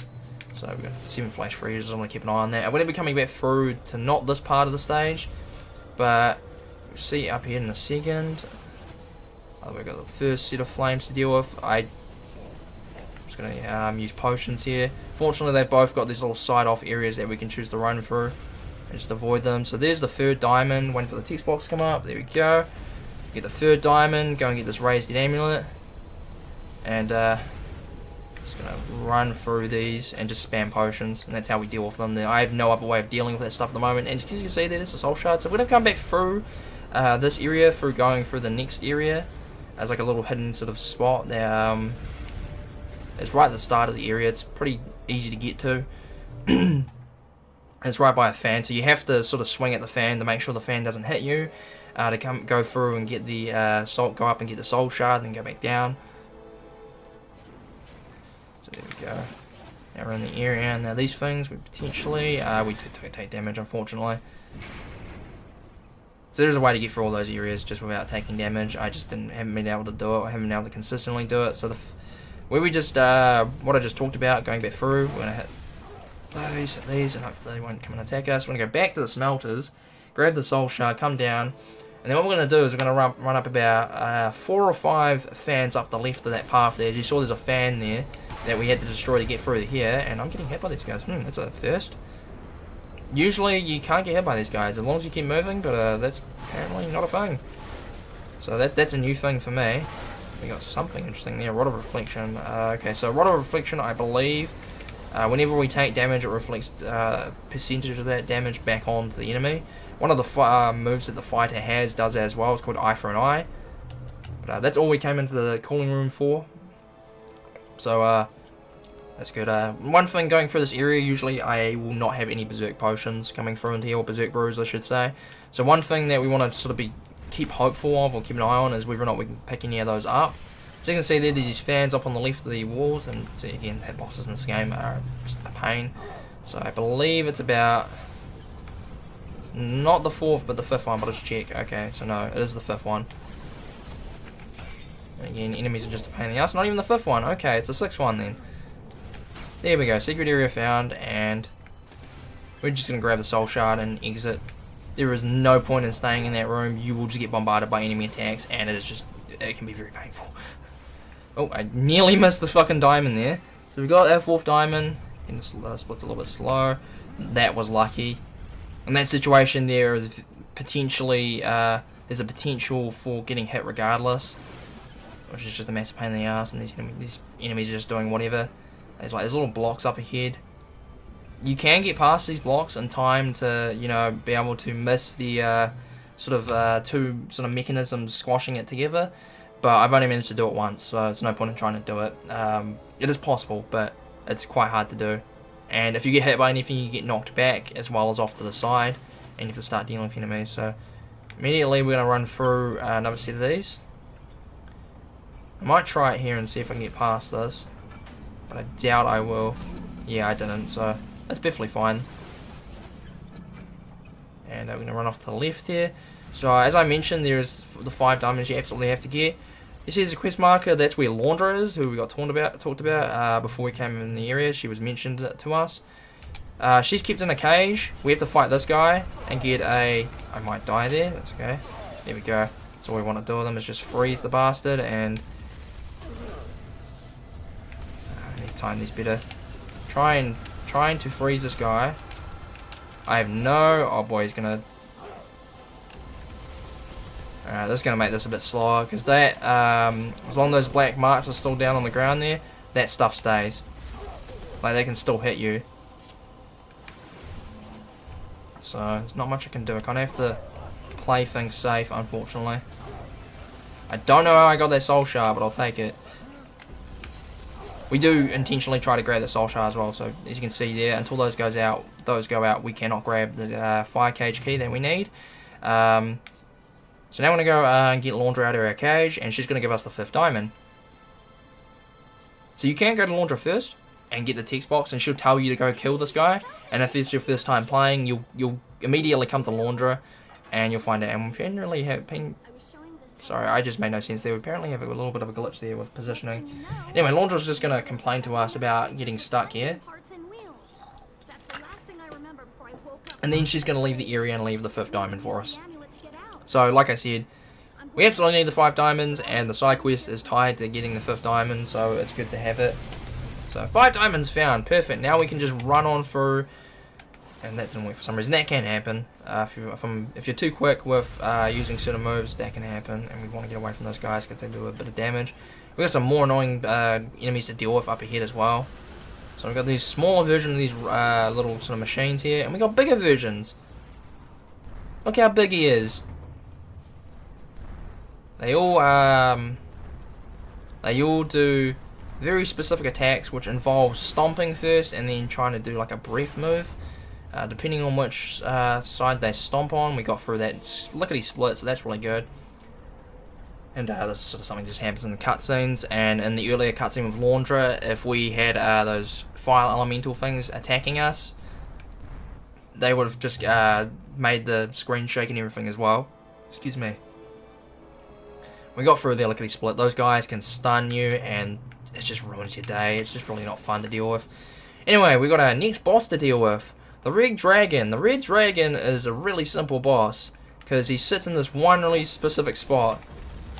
And, except for this first set of attacks, which I did kind of avoid there, but we're just going to try and keep an eye on him there. So you can see that he can bite, and he's also potentially gonna, no, he bit again. Main thing I'm sort of looking for the deal with is the bite attack. So he can do this flame attack as well, and it's a little delayed from when you first see the... Okay, he ended up flying, that's fine. I was hoping with the Beserker Brew that things would work out. Regardless, we get this cycle anyway, and he's going to attack us with these like fire line attacks. It's kind of hard to gauge where he's going to come from, but they're not too difficult. I think there's one more. Nope, he's still dead, he's back down. So we're going to use this opportunity to use those Beserker Brews that we grabbed before. And we got hit by that again. It's fine. It's perfectly fine. And we won, I think. I think that's it. No, there we go. Perfect. So that was a really good Red Dragon. I have yet to ever get a Red Dragon with only one of those hit cycles, or those flying cycles, I apologise. But that's happened. So now I'm going to go ahead and get more Dragon's Toughness. And then I'll be starting to get things like Frenzy and, you know, the armor. So that's where that's going to happen. Boom, Gem of Fire found, there we go. Alright. So now the next area that we can go to is just a really painful area, so I don't know if we've got much to sell or anything. Yeah, we're just gonna have to go in and deal with it. We're going the wrong way, what am I doing? Here it is. Gem of Fire unlocks the door. The ice area, the ice gem area. This is a really painful area. So we're going to go into the ice fields, which is the first area, and all we're going to do in that area is grab a soul shard. Essentially, just, yeah, all we're going to do is grab a soul shard, and then just on the way to grabbing that soul shard, we're also going to stop. We're going to make one stop to go to a health fountain so we can get some easy kills, and then also we're going to just stop at one point to grab a whole bunch of health mana potions. Don't care about this woman. She gives us a little quest to tell her to destroy her ice golems that she's set around the area to try and deal with the main the boss of this area, the Frostworm. We're gonna avoid them. There are side quests that you can do, but we're just gonna avoid them because we don't want to deal with them. They're big. They can block you very easily, and they hurt. And now this is a new enemy that we get now, the Barbarians. They're painful. As you can see there, they have that double swing attack, which can deal a bit of damage if you get squished into a spot by a bunch of them. Then on top of that, they can block your attacks as well. Not a lot of enemies in this game actually try to block your attacks. The Barbarians do. And they hold Beserker Brews with them, so if you get one that uses a Beserker Brew and then hits you, he does like 60 hit points of damage, and he does do attacks, and he blocks, and it's not fun. Anyway, this is the health fountain I mentioned. The only sort of optimization that I've really got for this area at all is just Warcry. Try and stun as many of them as possible. Try and stun as many of these guys as possible, and then take him out with the shock finisher. And the shock finisher is not a guaranteed kill against these guys. So it's just a massive pain in the ass. I don't like this area, the ice gem portal. In terms of speedrunning in this game, it's my least favourite area to run through. Like for example, the Yrthak is an annoying boss, but it's all sequence based. It does a specific set of things, and it doesn't have anything that hits you with an annoying amount of range or anything. The Frostworm has that sort of move. You're gonna see in a bit. The Frostworm has like an Ice Breath move, and that Ice Breath move, it can just hit you from anywhere. It can hit you from like all the way across the area. It's not fun to deal with. I haven't been able to find a consistent way to like get a shock finisher in while the attack's happening. There's a way to do it, but I haven't been able to find a consistent way to be able to get the shock finisher in to hit at the right time to at least consistently not get hit too much by its Ice Breath attack. So it's just a massive pain in the ass to deal with. By the way, you don't need the map up at all times. I just keep it up to keep an eye on where I'm going. And even with that, I do have an idea of where I'm going anyway. I want to be very careful here. I'm trying to not with all the ice golems. You can awaken them by running it. I did not run the right path. What am I doing? So we will want to try and run. I'm trying to run a specific path to try and get through these areas, so I don't awaken these ice golems. There's one up here that 9 times out of 10 I'm gonna awaken. Like, you're gonna awaken regardless if whether or not you try and avoid it. Let's see if I can get by. That was lucky. So now we got a couple guys up here.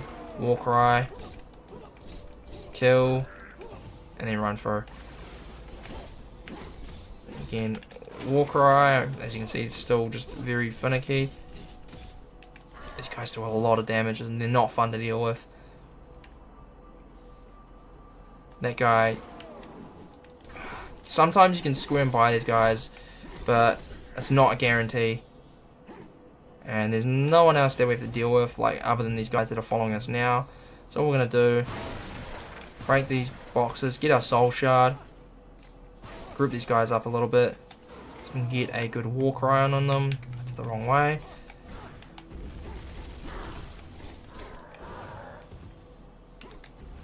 And there we go. That was pretty good.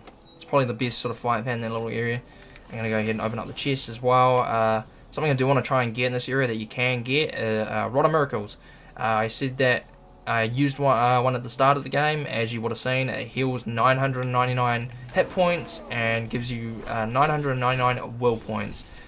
So it's like, I'm trying to think, it's like a Mega Phoenix, I believe. I'm going to awaken this guy up, it's fine though. That's the one ice golem in the area that I usually sort of, regardless, I find that I'm going to wake up other than that guy as well. So hopefully I can, he's going to hit me a couple of times. This is not good. I might die here. As you can see, the blue guy there, he's not getting affected by the Warcry. So the way I try and do that spot, we're through the ice fields by the way, so the way I try and do that spot is so that I create a path where I can just run past them all. No point in trying to stop and fight. It's just, it's suicide. It's not worth it. Well, it's not suicide, but you can imagine the amount of time it would take to deal with all those enemies. And that's kind of the deal with, other than the mountain pass, which is essentially just a lever hellhole, as I have named it on the splits. It is just a lever hellhole. You have to hit a whole bunch of levers. Like, I forget the exact number, but it's a painful amount. You have to hit them, and yeah, you just get swarmed by enemies. Here's another weapon level up. There we go. It's our third of 4 level ups that we have for our ancestral sword. We get one here, and the Barbarian Fort has a whole bunch of little hidden areas like this here. We only need to absolutely access 2 of them. One is to grab that soul shard and just sort of grab items here. Again, trying to get like a Rod of Miracles or like anything that's really helpful. And that's it for that one. So we're not going to bother going to the one that's to the left of us here because there's nothing in it. There's obviously there are items and whatnot we can grab. So I've got 2 guys with Berserk potions to deal with, or Berserk brews I should say.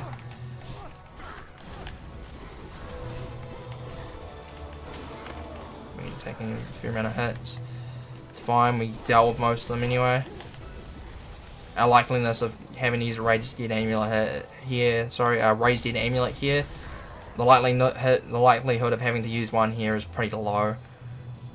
So we got a whole bunch of stuff, and this is sort of where we can start getting better armor. So I'm gonna take the opportunity to get some chain and splint armor. Take this guy out. Usually all those enemies down below, they will come up and attack, but that did not happen there. Not doing too bad in terms of potion usage, so I'm quite happy with that. So just want to lure these guys in because they're going to be there regardless. So the best way to deal with them is to lure them over and, you know, stun. Here's a shock finisher. Going to use, Warcry, shock finisher, Warcry, shock finisher. It is the absolute best way at the moment that I've found to deal with these guys. And there's only ever the odd little boss enemy or mini boss enemy that you have to deal with. So I'm going to come up here again, and there's a whole bunch of enemies up here. You got a first frost giant that we have to deal with. I believe If things go my way, this will be the only frost giant I ever have to deal with in this area. And he only gets affected primarily a little bit by that. Fortunately, he's not using his moves. There we go. So dealing with frost giants in this area can be very painful. So we try not to, you know, deal with them too much. So there's an item here. Boom, the Cask of Winters. All you have to do is return that to a very specific person that wants it, so that he can go shot back at home or something. It's one of the rogue characters. What's some interesting intimacy? Excellent. I've never had that. Looks like, again, this game is, a lot of this is like RNG based with weapon drops, and there's a free raised dead amulet there as well that I want to pick up. Got a couple glow potions as well, which is quite interesting. So there's another hole just across there that we can, in theory, go and you know, check, but we don't really need to. So we're just going to exit the Barbarian Fort and get on with the leave the Hellhole. This is one of the worst areas in the game in terms of outside of boss areas. This is easily one of the worst areas in the game. It's just it's not fun to deal with. This is the first part of the area. I've kind of worked a way to deal with things because we've got a gate right here that we need to open up. There are 5 levers to open up. That's one of them, sorry. And now we've got 4 more levers to open up. As you can see here, we've got a whole bunch of barbarians that are going to be attacking us. So we want to try and deal with them, again, using the War Cry and Shot Finisher little combo that I've developed as a strategy to try and deal with them. As you can see, they just wiped out a whole bunch in there. Got at least 3 or 4 kills there. There we go, so that's good. More are going to spawn here in a second, so now that we've dealt with those ones, we're going to run through here. Gonna hit this lever over here.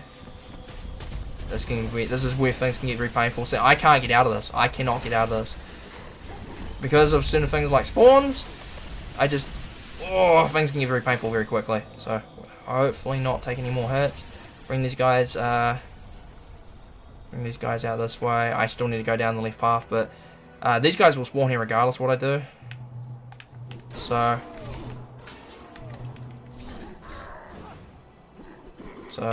try and line these guys up for the shot finisher. Don't call me the shot master for nothing. Alright, so that's all I can really sort of do there. I'm probably going to end up having to use a raised dead amulet at some point. It's just the way things go. Like, this is one of the worst areas in the game. And it's just, you can argue that it's difficult and it's sort of meant to be, there's meant to be a form of difficulty spike. But I would argue that because the barbarians themselves are already like a sort of a little bit of a difficulty spike in themselves, and because of the amount of frames that we can drop in this area, it's just not fun to deal with. It's not a fun area. Playing this in a regular playthrough, these things would not be a problem. And if we're playing with more than just the one character, even just with 2 fighters, which I believe you can do in this game, I'm not entirely certain, I don't quite remember. But if we have 2 fighters, we can just sort of deal with them. So we could get more plate armor, but I think I want to get resist ice just for the frost worm that we're going to be fighting in a bit. Okay, let's got guys to deal with again. Just going to avoid them at this point. Hit the lever. We've got 1 more lever to hit, and more guys are going to spawn, the same as the other side. So we've got a whole bunch of barbarians that are going to be here now. So we're just going to bring them all out here with us. And again, War Cry, Shot Finisher, War Cry, Shot Finisher. That did not hit a single one of them. That's not good. That's a horrible Shock Finisher. And we've got another guy. Are you kidding me? Well, this is going to get very painful very quickly. I'm going to have to deal with this golem because he's just going to get in the way. By the way, the golem does not get affected in any way, shape or form by the War Cry there. So it's basically a non-stratagem to try and utilize, you know, use a War Cry, and then this guy's being a pain too. So this can happen. This is the first time I've actually had to deal with these guys chasing me this far. This guy I can use a War Cry on, but I'm not going to be able to because these guys are painful. They're just stupidly annoying. Okay, we got the ice golem, so that's good. I might have to get like a little save prompt here. Okay, we're good, and we didn't get a save prompt too, so Unfortunately, that made this area of the ice fields, sorry, of the mountain pass, a bit slow, but kind of have to deal with it because it's better than taking the. It's way more optimal than taking a death. And something as well with routing certain things, like obviously as you can see there's a massive disparity with the amount of health potions I have versus the amount of mana potions, so that'll be something that will get changed, is just buying more health potions, you know, buying a higher ratio of health potions over mana potions.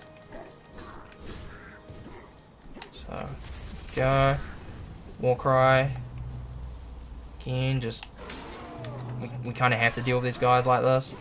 Got a will potion there, funnily enough. Alright, I'm going to Firebomb, that's something that we can use here. Fire Flask, Firebomb, and a Rod of Shadows, that might be useful. If I remember, the Rod of Shadows makes you invisible, so gonna probably try and save that for up ahead. Again, it's not guaranteed to even get one here, it's a possibility. All RNG based item drops, as I said earlier.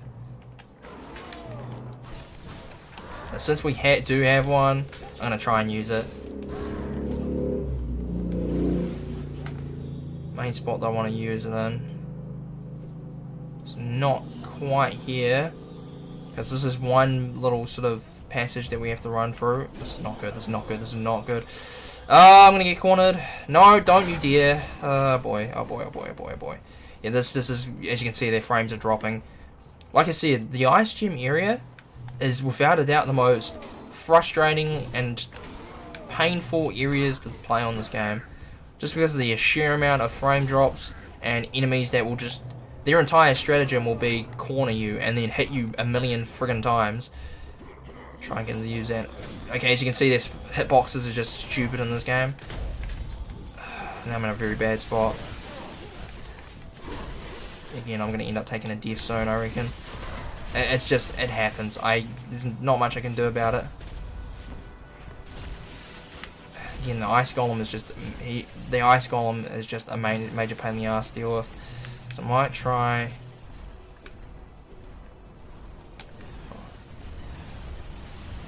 It's not working. As long as I can get these 4 levers. Move! No! You should not be able to see me. Okay, it's only the one. This is actually really good. Okay. So this is something that I have never tried. I just want to state that's something. The Rod of Shadows, using the Rod of Shadows there, I've never tried it. So I'm going to go ahead and take the risk and just run for her. I might get cornered. As a matter of fact, I am going to get cornered. Because, again, hitboxes in this game are stupidly huge with certain maneuvers. Anyway, we've hit that one lever. Now we have to go down here and hit 4 more levers. There's one right behind this Frost Giant here.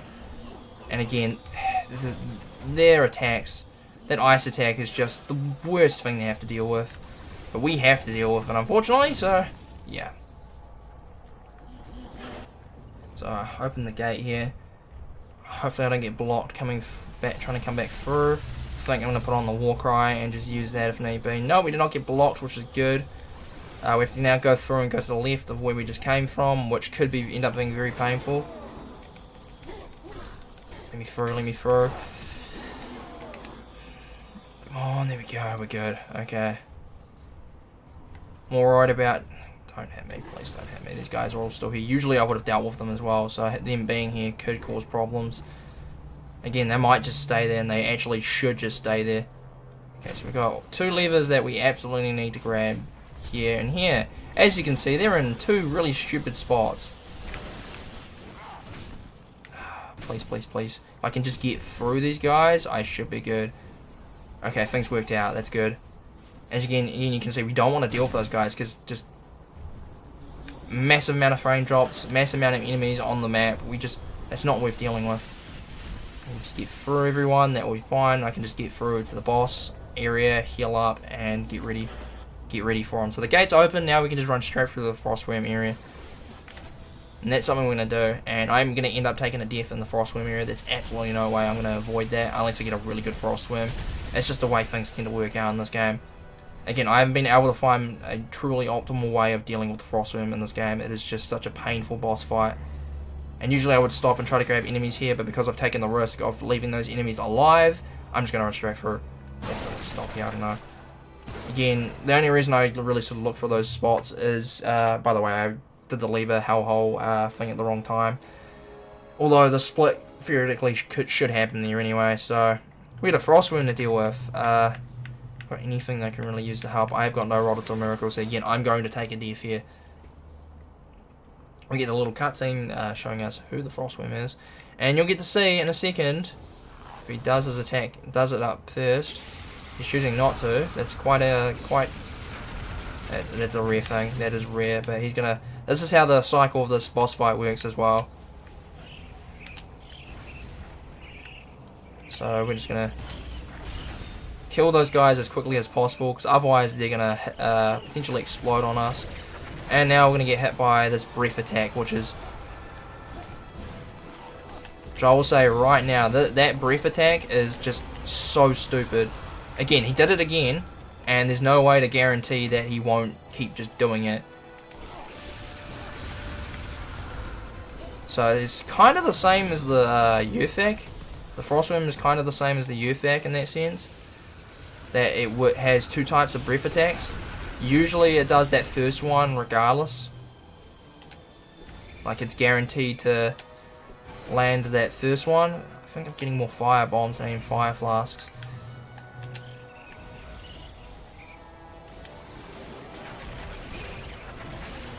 It's gonna hit me with that. Oh no, I got away from it. That's good.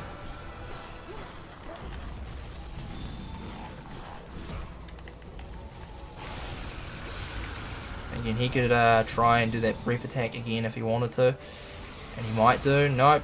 Again, the hitboxes on the attacks here are just painfully big, but this is overall not been too bad, so I'm kind of happy with this at the moment. Got one more worm that's hiding away. Okay, this has actually been really good. This is the only way that I've really been able to figure out how to deal with the Frostworm, and we're gonna beat him right here. That is a really good boss, Frostworm. You guys have no idea how good that Frostworm just was. And we leveled up. Gonna put on another point for strength, and then I could put it on for frenzy right now, but I don't need it straight away. So I'm gonna put on plate armor. And we got the Ring of Rings as well, or the Ring of Swiftness, I should say. We can get the Ring of Rings soon, and I'll be throwing that on when I do get it. So that went really well. I didn't even take a single death there, funnily enough. So I'm actually really happy about that. That went really well.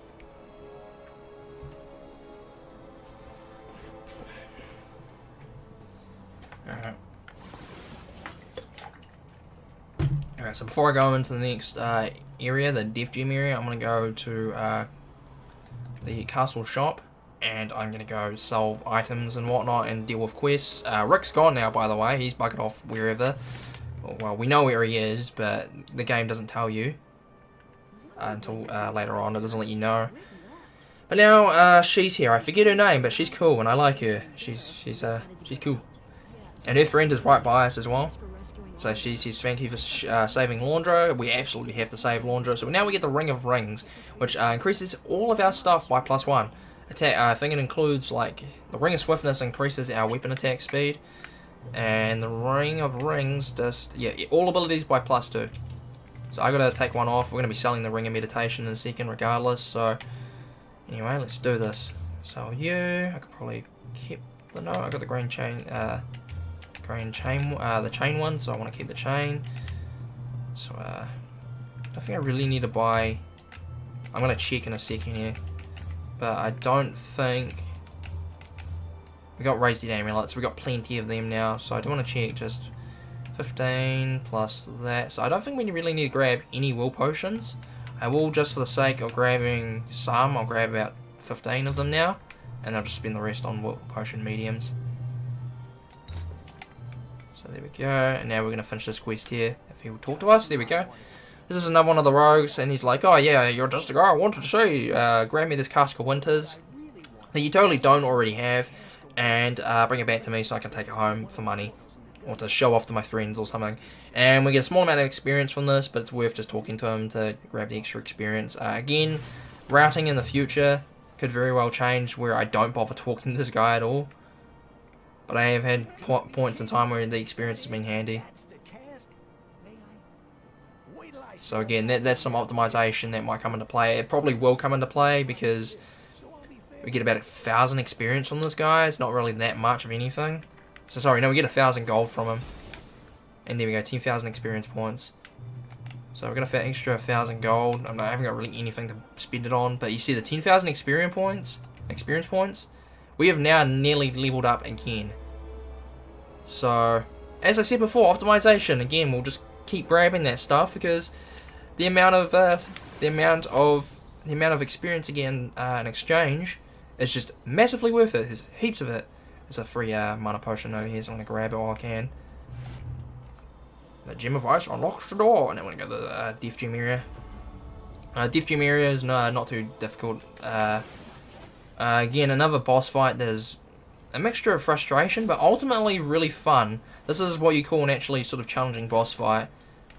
The Frostworm is usually a real pain in the ass. The Lich that we face in here, he's actually kind of cool. He has a certain sequence of attacks that he uses, and he does things that are legitimately have the chance to deal you a fair amount of damage, or like they have the chance to kill you. We kind of use the shock finisher, sorry, to deal with it. But that being said, it's like it's hard to say. It's still like he has an attack where he spins swords around, and it can kill you.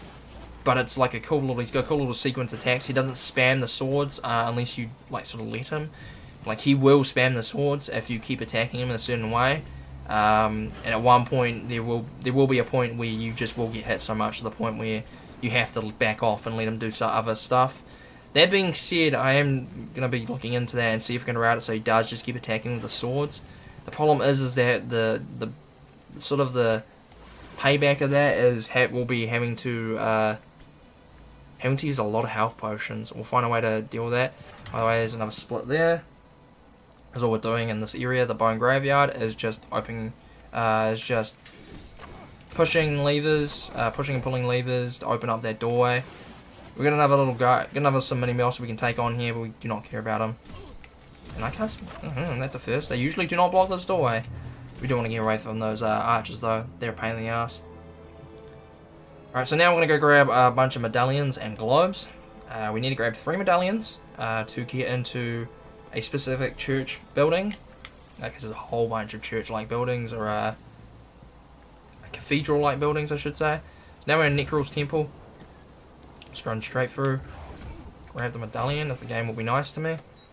Use the skeleton key, see what I get, a Rod of Destruction. And got an interesting new type of enemy, which is, again, another really cool enemy. Like, the Death Gem area is just sweet. The Death Gem area is just really cool. Alright, so now I'm going to go ahead and buy Frenzy. I think I've already bought Skull Armor, or Plate Armor, so yes I have, so that's good. There's a good chance we'll get Plate Armor here. And by the way, this is something that we just have to deal with as well. It's just the way the enemies will just spawn, just block doorways. It's pretty much the only sort of strat that they have that is really sort of dangerous.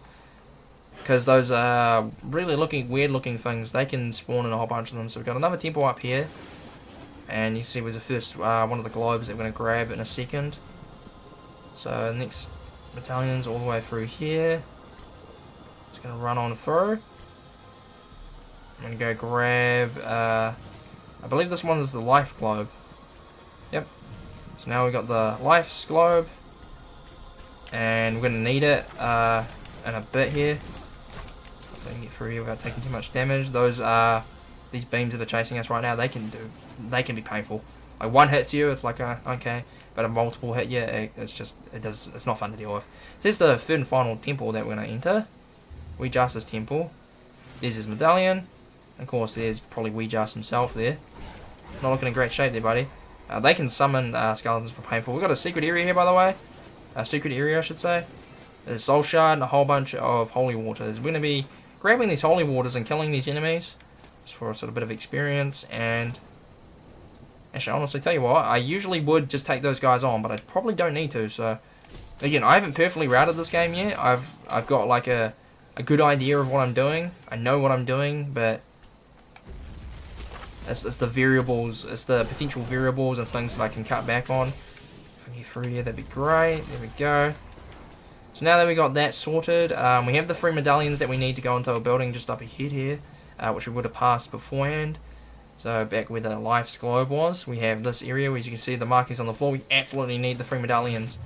And now that we have all the globes and all that, that's that one. So we need those two globes. We need the 3 medallions to get into this room. We need the 2 globes for opening a door up ahead. You'll see to get into the next area. Don't really need to heal there, but just feel like doing it just for safety. And you'll notice we picked up the bone bell.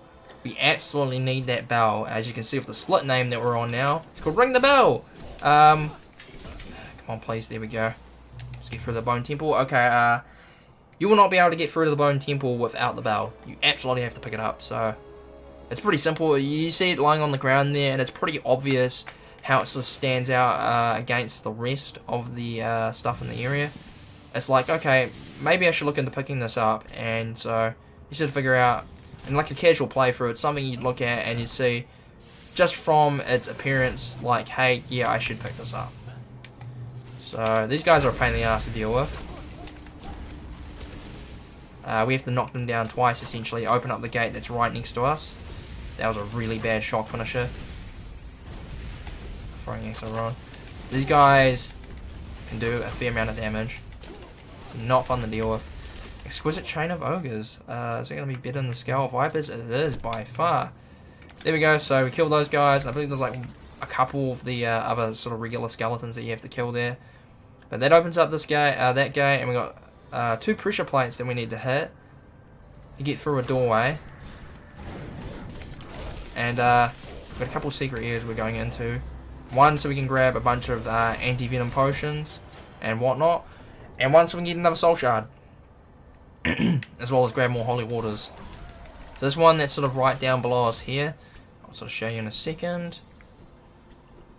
So we just ignore these guys and run through. They don't really do any damage. It's the archers that are more a pain in the ass here. So this area, we've got a couple fountains there. Those guys will probably follow us into the area as well. And we've got a whole bunch of breakable boxes and a chest here. So the Rod of Destruction isn't really a big thing. Not too worried about whether or not I get something like that. The thing here is that there are anti-venom potions as well as holy waters that we can get that we want.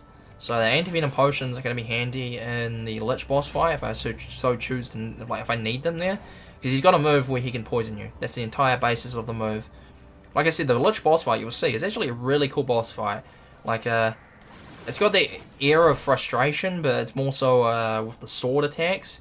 And those sword attacks more come down to the player not backing off, or in my case, not backing off and trying to get as many hits on him as much as possible.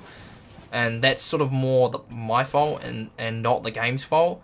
So again, it's not really that frustrating. There's a little bit of frustration to it, but for the most part, it's just a really cool boss fight. So we can have a soul shard, we get a whole bunch of holy waters. I'm not going to go around and open up every box in that area, because we got a whole bunch of enemies trying to follow us here, and I don't want to get boxed in by them. It can happen here as well. You can get boxed in fairly easily. So something I do need to check in a second. So we've opened up this doorway. So I'm going to check as soon as we enter the next area. I'm going to check how many raised dead amulets I have, because I need to be careful, because even with the amount that I have, the likelihood of dying to the Lich is still very possible. So like I said, you absolutely need the bell. So we've rung the bell. There's the split. So now we're going to move on to the next area. As you can see in the split name there, Bone Bridge. And what I'm going to do is just give myself a second here to check and see if I need to try and grab any off the ground. I should be fine, I believe. If it'll let me into the... There we go. So, yeah, I have 7. And the warpstone, I'll show you as well there whilst I'm there. The warpstone, there you go. I can take it back to past Castle Baele. And it can only be used at warp point. I don't quite entirely remember the requirements for using one, but... Okay, so I want to wait here and use another Avid Pursuit, because those 3 all drop down. As you can see there, Bone Bridge, the entire base is you're more or less facing the same enemies. other than a couple we'll see, and other than a new type of enemy that spawned in the second year. But for the most part, we're just dealing with more skeletons and I'm not entirely certain what they're called. They're probably more closer than the xenomorph than anything. But you see, there's also snakes as well. They can they won't paralyze you, but they can stun you, and that's a pain in the ass to deal with.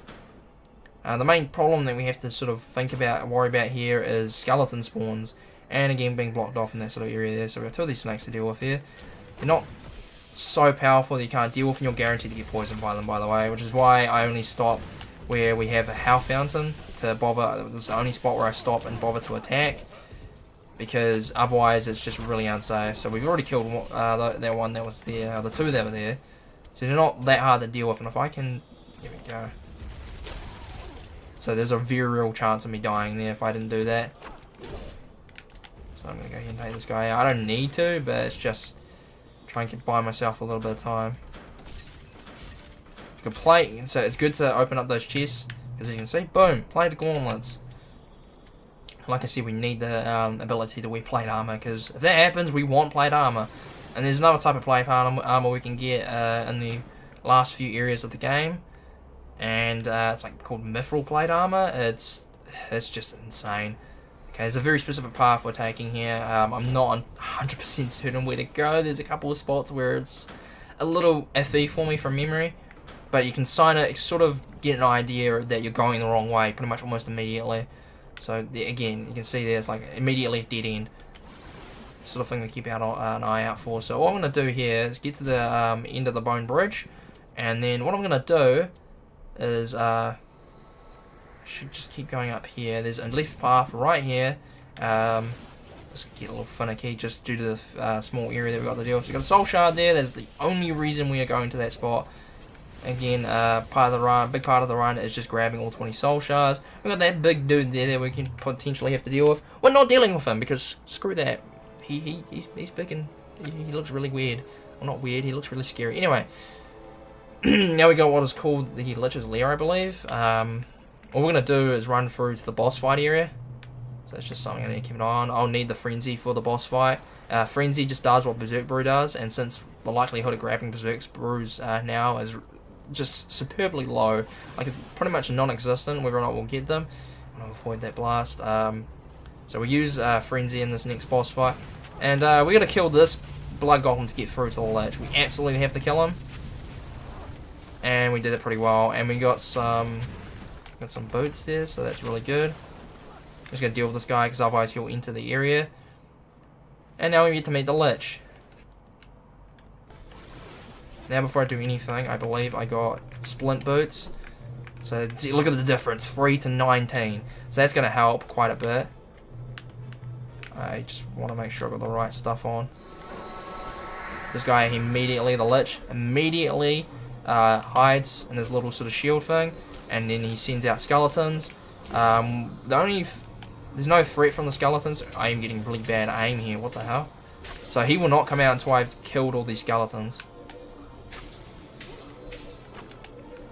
And I'm going to basically use the skeletons as an opportunity to build up my finisher combo there. Now I've got to be very careful. So now he's got these two attacks that are guaranteed to hit. And now he's got this poison attack, which can hit. But if I'm... See there? I've got the... So now he's got this attack. As you can see, the sword attack can be very painful. So he's got a very similar sequence. It's not guaranteed that the same thing's going to happen over and over again. But...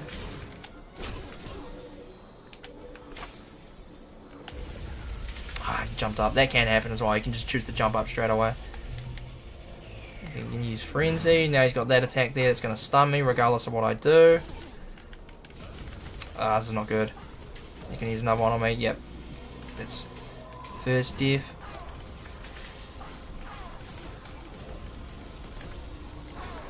Okay, this isn't going too bad though. Okay, gonna go back and have a pursuit. Stick around these guys nice and quickly. Set myself up for a quick skeleton kill. And then take him on. Unfortunately, that did not hit its eye either. And again, that can just happen. get back here. Okay. So usually he's guaranteed to do the double sword attack before he does this one. And again, I've got plenty. That didn't end up working, it's fine though. There we go.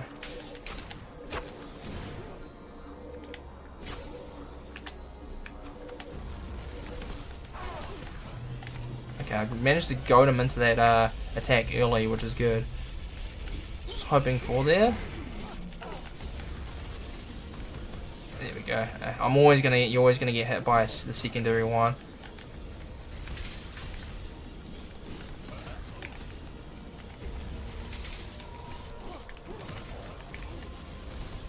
There we go. This is quite good. This is going quite well.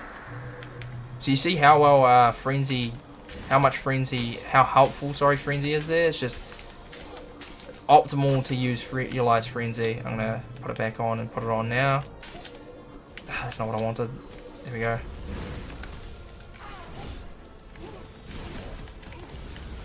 He's done his. It's fine. I could potentially end the fight in a second here. It's fine. Taking that death there's fine. Oh, we're so close. We got him. Come on, baby. Come on.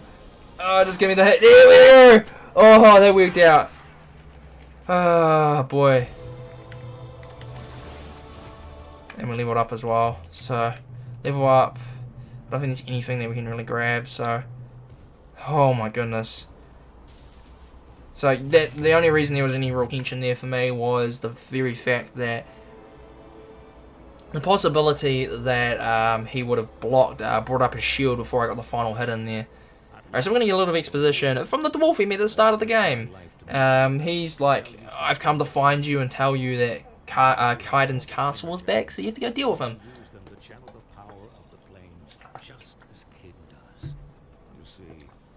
Okay, now also he tells us that we can use the gems ourselves. This is where the game gets a little lackluster and a little bit too easy to play, because we can use the gems. We just got the death gem. We've got all the gems now. The wind gem, which allows us to use wind element based attacks. Nature gem, which allows us to poison. Fire gem, which does fire damage. Ice gem, that does thing damage. And you can kind of get the point. Gem of death. You'd wonder, what does the gem of death do? You know what vampires are, right? You know how vampires, they attack you and they suck your blood and they utilize it for life force. Yeah, that's kind of how it works. You attack and you hit enemies, melee hits, you get a percentage of health back. So you see that it kind of becomes a lot more easier to deal with, deal with enemies and all that. You just keep hitting them and hitting them and hitting them and get your health back. By the way, the game has a couple of spots here where it can crash. So, in the excuse me, in the castle shop here, there's a good chance we get a black screen, but it is not a crash, which is really strange. I don't entirely know how to deal with it. So here, we got a black screen, we can just back out of it. The game is really fortunate that it happened, and you want to notice I saved before I came in here. That is entirely the reason why, and I'm going to be saving again when we get through to the Shadow Keep, because that is another spot where it can happen. So we've sold everything we can here. How many potions do we have here? I'm just going to back out and check. 45 to 47, so I don't think we need to buy many potions. We can't buy any of this armor really, so there's no point in trying to buy it. Raise the amulets, there's not really much I can really do about that, or really, anything, any way. There's no real way that it's effective in any way, shape or form, so I'm just going to go ahead and buy a bunch of potions. I don't want that many health potions. Sorry, I was not paying attention to the amount that I was spending on them. I'm just going to spend the rest. Actually, no, I'll just buy medium will potions. So that's a little bit slow. So we're going to get another cutscene here where we're going to get a little bit of exposition about what to do. Kaedin. So there's his name. Not Kaedin. Kaedin. I apologise, I've been mispronouncing that the entire time. Probably. Anyway, so that initially, at the very least, is one black screen that is very possible to happen. It's not that much of an issue, because you can just back out of it. There are two more possible black screens that can happen that you cannot back out of, and if they happen, which they probably will, I have to reset the console. So hopefully it does not black screen whilst I'm trying to get into the Shadow Keep, which it shouldn't. It should just load the level. There's a save point right here, which I'm very lucky that it is here. There's a save point right here, and I'm going to save immediately because there is a cutscene in a second here that we get that if I hit the cutscene, it can black screen. It can and usually will black screen. By the way, we're going to see an old friend if it decides to play. We get to meet an old friend again. And there you go. There's our first black screen. I can't even hold on the Xbox 360 controller to bring anything up. Literally have to restart the entire console. So whilst it restarts, yeah. Have to restart the entire console. You kind of get to see what I'm trying to use, I guess, on OBS here. Things might look a little bit odd, but it's entirely just, yeah, the way things work, so...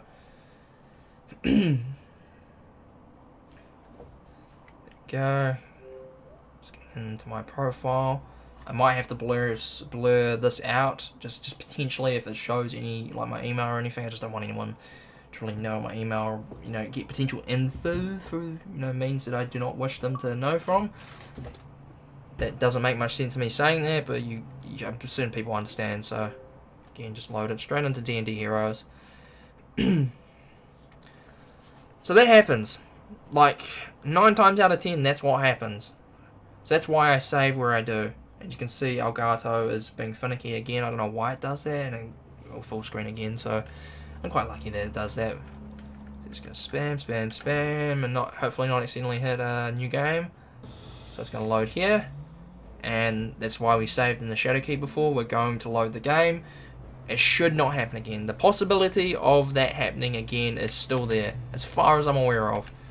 But we should be okay. I should be fine. So I'm really hoping it doesn't mess with me. So yeah, it could. I don't know. Look at the time here. I'm not entirely certain, but okay. So hopefully it doesn't do that again. So we should get a cutscene. Hey, look, it's Rick. By the way, Rick was never really Rick. It was Kaedin in disguise, or Kaedin in disguise. Sorry, I keep messing that up. So we basically the entire plot of Rick or slash Kaedin is he wanted to trick you into getting the gems from him so he could get his castle and everything. Here's the funny thing: he doesn't take them away from us. He's either got his own new set or he just forgot. I don't know what to say. It's really strange. Anyway, we're taking a very specific path. All we gotta do is hit a bunch of levers. If I'm going the right way, I might not be going the right way. I'm not entirely certain right now. This is not the right way. Okay, I'm stupid. Again, like I said, haven't 100% worked everything out. I'm meant to go to the right, not the left. I keep forgetting that, but so here, instead of going left, I want to go right, and then continue up through here. Take a left or go up. And as you can see, by the way, we've got those annoying assholes back. And take another left. Okay, there's another left we could take there, by the way. If we do take that left, though, it will take us to a bridge that has not been brought up yet. So we have to go hit a certain lever before that bridge is drawn.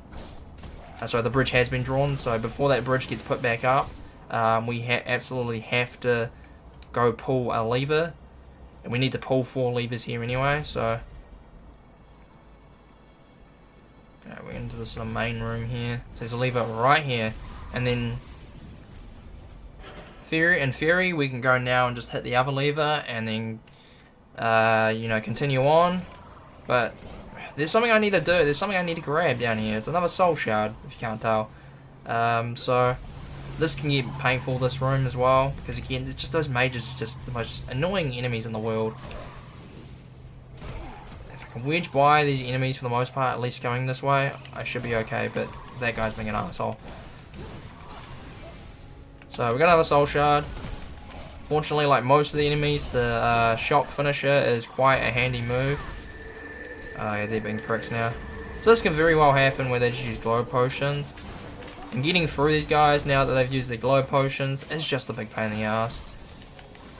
And of course the shield guys as well, they're also stupid. This game really loves just taking annoying enemies and throwing them at you in just large amounts. That's its idea of increasing difficulty, so to say. So anyway, we Now we're going to go back around here. And back into the sort of what I like to call the main room, I guess. Because it's sort of the central room for where we start branching off to find the levers. So, that path we saw back down here beforehand, going off to the left, we're going to go down that path now. If I am going the right way, I should be correct here. There we go, right there. So here's another lever, and a bunch of fire as well. Should come up in a second. So we need to knock over a couple more levers now. It's essentially the same setup here. Just gonna deal with these enemies whilst I can. Head back up and go to the right, and if we head up here, as you can see there, we go straight through. That's the gate to get us through the next area. So we're trying to open that gate. That's the entire reason we're going to open these, grab these levers. There's another one right here. Fortunately, there is no other sort of, there's no other way we have to go as well. We don't have to continue going that way to go get the bridge or anything, which is good. So we just turn around and come back. And also something I haven't mentioned for the entirety of the run, you might have noticed in certain areas where I'll hit a cutscene, or like a little in-game cutscene will play, and then I'm already trying to move off in a sort of direction. The cutscene registers you as moving, like slightly beforehand. And if things go well, I believe I just have to go straight through here to the right. Yes, I do. There you go, there's the upper bridge. Gonna hit the fourth and final lever for this gate. There we go. So now things are really straightforward. We go through the gate. I might potentially have to use raise the ammo. I shouldn't have to. We're good. Alright, so we'll just go back through here instead of taking the left or right path. You know, gonna go to the center hub. You saw where the gate was. That's where we're going. Please don't shoot that attack at us. No, he went invisible. Thank goodness. Alright. Here we go. So go left or right here. I should go left. As far as I'm aware of, the the passage up here is like, it doesn't matter which way you go, the path is pretty much the same. So we just run up here and go through. Boom. So that's the Shadow Keep done. Again, as I've mentioned a few times, there are reasons why I've got the splits a little bit different to just going through the levels, because you have to hit those 4 levers. You're not getting through to that gate or getting through here without hitting those 4 levers.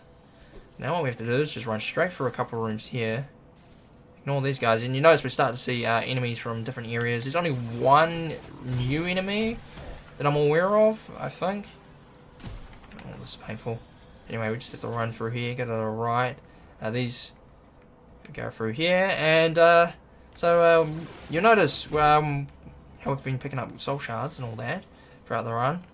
Well, ladies and gentlemen, this is the final soul shard. We now have our ancestral sword back up to its former glory. Would you look at that? Boom! No, it doesn't look that good, but there's a whole bunch of stuff we can grab in this area. Really does not matter. So, again, if you were for whatever reason low on health and will potions, that's where you would go to grab more. Anyway, we're going to proceed straight to the West Grand Hall. There are 2 entrances to the West Grand Hall. That is the quicker way. And if we're not careful in this next area in the West Grand Hall... By the way, I forgot to do the split. Again, I'm kind of screwing these things up. I apologise. However, if we do not take a specific path here, we could end up back in the East Grand Hall there. So, we can't afford to not take this path, because the amount of time lost due to it is just huge. I don't entirely remember the actual statistic for it, but it's just not worth dealing. So you notice in that room beforehand, coming through here, we had a whole bunch of stuff. You know, went through to like what seemed like a central room with that sort of, as you saw there was that big orb thing that was being shot at it. They were shooting stuff at us. So we just sort of try to ignore that and get past it. And you go through in both instances, you go to in the first one, sorry, you go from the right, and this one you go to the left. So now we've been running through everything. We're going to stop. As you can see there's a new enemy for us to attack. It's really weird looking. It's got a similar set of attacks to the priest, where you can just eat your mana and eat like specifically eat your mana or specifically eat your health, or do one thing or another. They're not that hard to deal with. Again, we've got the Gem of Death. We're not really in much danger at all. So I just want to deal with this guy before I enter. The reason I stop here as well is these enemies will, if they can and will follow you into the area here. He's already kind of gone into the area. Now we're going to get a cutscene, and I'm going to fight what I like to call the 8-legged freak, because I have no other name for him. As far as I'm aware of, or her, there is no name in the book for them. You can see we've had these poisonous spiders that we've had to deal with. And this can happen, by the way. It's going to pull us in with its web. This is a cool enemy. It's like a cool little concept enemy. So we're just going to try and stay in as close as we can for the most part. Utilize our frenzy attack. By the way, when it hits us, and it probably will. Again, using shot finisher here to try and avoid taking too many hits. But if it hits you, and it usually will, like this actually been pretty decent. I ended up killing it, good, and I got plate gauntlets of ogres. So I'm just gonna leave my frenzy. There's nothing else really to put it on, as far as I'm aware of. I could probably put it on inner strength. Actually, as a matter of fact, I will. There we go. But that was the 8-legged freak, as I like to call it, and I forgot to do split properly. I apologise, but again, it's not too much of an issue. It's just it's in the same area anyway. And I forgot to put the next gauntlet, my plate gauntlets on. Okay, so now we've got 3 more things to do, 3 more boss fights, so to say. Apparently, I didn't have any. Oh, I already got the plate gauntlets of ogres. And so now we're just gonna go run and find Kaedin. That's it. That's all we have to do now. 2 spots like this where you always want to take the left path, and I think there's one up here where you just want to immediately run to the right, not worry about any enemies, just ignore them. We're going to have to deal with that guy. Alright, so here is Kaedin I. We get to fighting Kaedin 3 times now. Kaedin, I should say. I keep saying it wrong, I apologise. I'm going to fight Kaedin 3 times here. He just sort of spills on about a bunch of stuff here. Again, the reason I mentioned the gems earlier, how the game should have taken them away from us, for the sake of Kaedin having his castle, is that would have made this boss fight, or these sets of boss fights, just so much more, like, challenging and overall a lot more fun. So all we gotta do is beat Kaedin down to like 1/3 of his health. Okay, and like I said earlier, cutscenes like to glitch out in this game. And he just sort of glitches out and buggers off, and now we've got a bunch of enemies here on us, but we're not going to worry about them. I mean, we could worry about that guy, he's annoying, so we're just going to run through, go to the right here. Boom, Shadow Spire number 2. By the way, I forgot to hit I'm screwing up with the splits again, I apologise. I could even very well beat the times that I've been getting recently. I think yesterday I had like a 238, I don't remember the exact number. That's kind of what I was looking at, like. Alright, so by the way, there is another potential black screen. It's not until the very final boss fight, and it's in the worst spot as well, funnily enough. Like, when you get to Kaedin, and when you get the final hit in on Kaedin, the game can just crash. The game can, and usually will, just crash. I mean,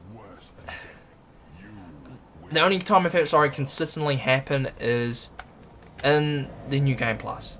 It's the only time it's consistently happened. But it can still happen in New Game. And I have had it happen. So again, we take Kaedin down to 1/3 of his health. This can't be happening! He's getting frenzied up and all that. So now he's gone. Like, here's the thing, even at this point, if they had taken our gems away from us, if he had realised, holy shit, this guy is beating my ass, I should run away and take his gems with me. That would have been so much better than what we got. And we meant to go to the left hand again. I almost screwed that up. Still a little bit of time lost, but it's the fastest place to go. There we go. Shadow Spire numero 3. This is the final boss fight coming up. And killing Kaedin as well. The reason why if you kill Kaedin that it affects the run is there's a cutscene that happens directly after. So kind of need to hit the cutscene. We need to hit A to end the cutscene and end the game, and that's where the final split happens, because it's obviously the final input of the game. So we're just going to run through it, and once again just ignore all these enemies. And I'm just going to set up for the fight. Hopefully this guy doesn't follow us. His little minion there might follow us. Hopefully the big guy doesn't follow us either. Kaedin will start spawning. Kaedin will start spawning enemies. And yeah, the cutscenes get shorter and shorter and just get stupid. But Kaedin's now got his own set of gems. He doesn't take ours, he just creates another set. Which kind of is interesting that as a display of power for him. Because the guy, within a short period of time, was able to create a whole other set of gems. Like, that's pretty cool. But he doesn't take ours from us. He should just take ours from us. Like, does that not make sense? Am I the only one? Am I not making sense when I say that? I'm like, don't get me wrong. This boss fight can still go. This boss fight can still take a sour turn. Don't get me wrong. But it would be more of a challenge if we didn't have the gems, because he has his own set of gems, the same as ours. So he has a gem of death himself. But it's not hard. It's not like we have to spend forever dealing with it. And by the way, you notice I'm using Frenzy as well. Again, just increasing the amount of attack damage that damage I do, specific hits, using the finisher attacks at certain times.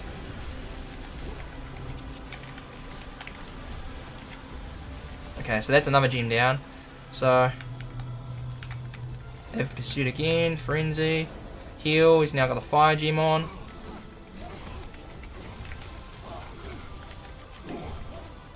And there's not much Kaedin, not too much Kaedin does, by the way. He doesn't have the most insane moveset or anything. He just has a whole bunch of charge attacks, has like that one attack there, and then he'll have like an elemental attack or two. And you don't see the elemental attack often ever. Like, I'm getting some good hits in here, by the way. I'm not getting any good shock finisher hits in. Okay, it's not good. Come on. Come on. So this is what I talked about using an elemental attack. He can do stuff like that. And now he's got this ice attack that he's going to spam, because now he's on the ice gem. He just threw a sword of us, and now he's using a mixture of that and ice attacks, and it's pushing us away because this game is stupid like that.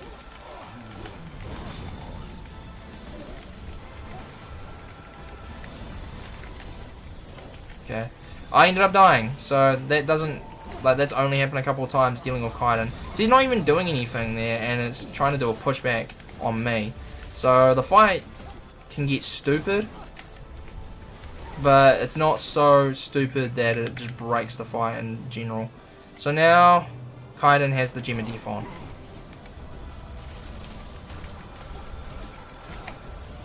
And the entire deal with him using the Gem of Death is he just heals himself.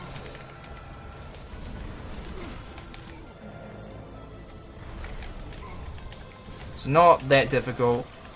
He doesn't heal like nearly enough to get back all his health in time. As you can see, I'm not doing that much damage to him though. That frenzy attack is really helpful. I'm not getting any my shock finishers in. Okay, and we're gonna go back to Gem of Death, and we're just gonna murder the shit out of Kaedin here. And if the game's nice to me, I won't get a black screen. And literally, if that was it, if that was the final input of the game, that would be it. Now I might change things to make it so, for the sake of not having to deal with that dumb stuff. So, yep, we got that. Boom, time. That was good. Holy crap, a 225. That's the shortest amount of time I've had. So we get a little bit of stuff here. So it just says that it's the little dwarf guy again. I forget his name. Basically, he's just saying, he's narrating that we beat Kaedin again, and that. Here we go. I'm trying to find them. Here we go. So now that we've been revived, we're staying to help rebuild Baele. And if they had a sequel to this game, if they made a really good D&D Heroes and had a sequel, it would have been done really well. But anyway, that is, by the way, we can save game again as well, so it's not entirely the final input, I guess you could argue, which again, you can go back to getting the final hit on Kaedin could be the end of the game.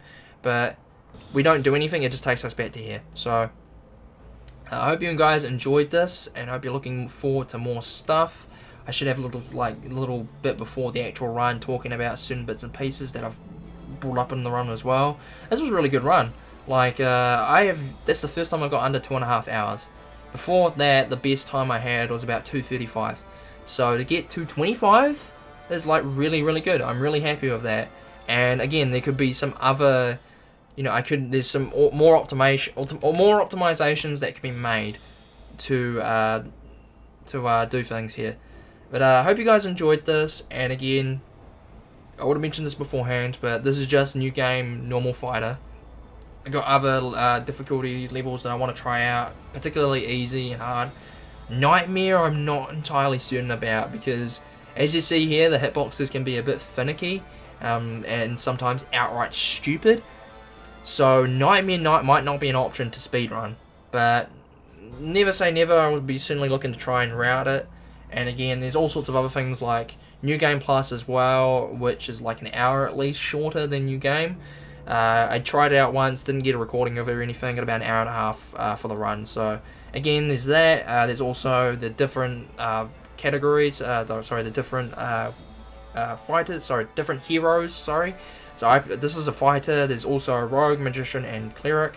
So again, there's a lot for me to route and do on the run. I hope you guys accept it, because I think this is like a cool game to run because of the amount of different categories that we've got available, or that are potentially available. So anyway, I hope you guys enjoyed this, and if you did, you know, leave a like, let me know if there's anything, any places that you noticed watching the video where I could already make optimizations and whatnot.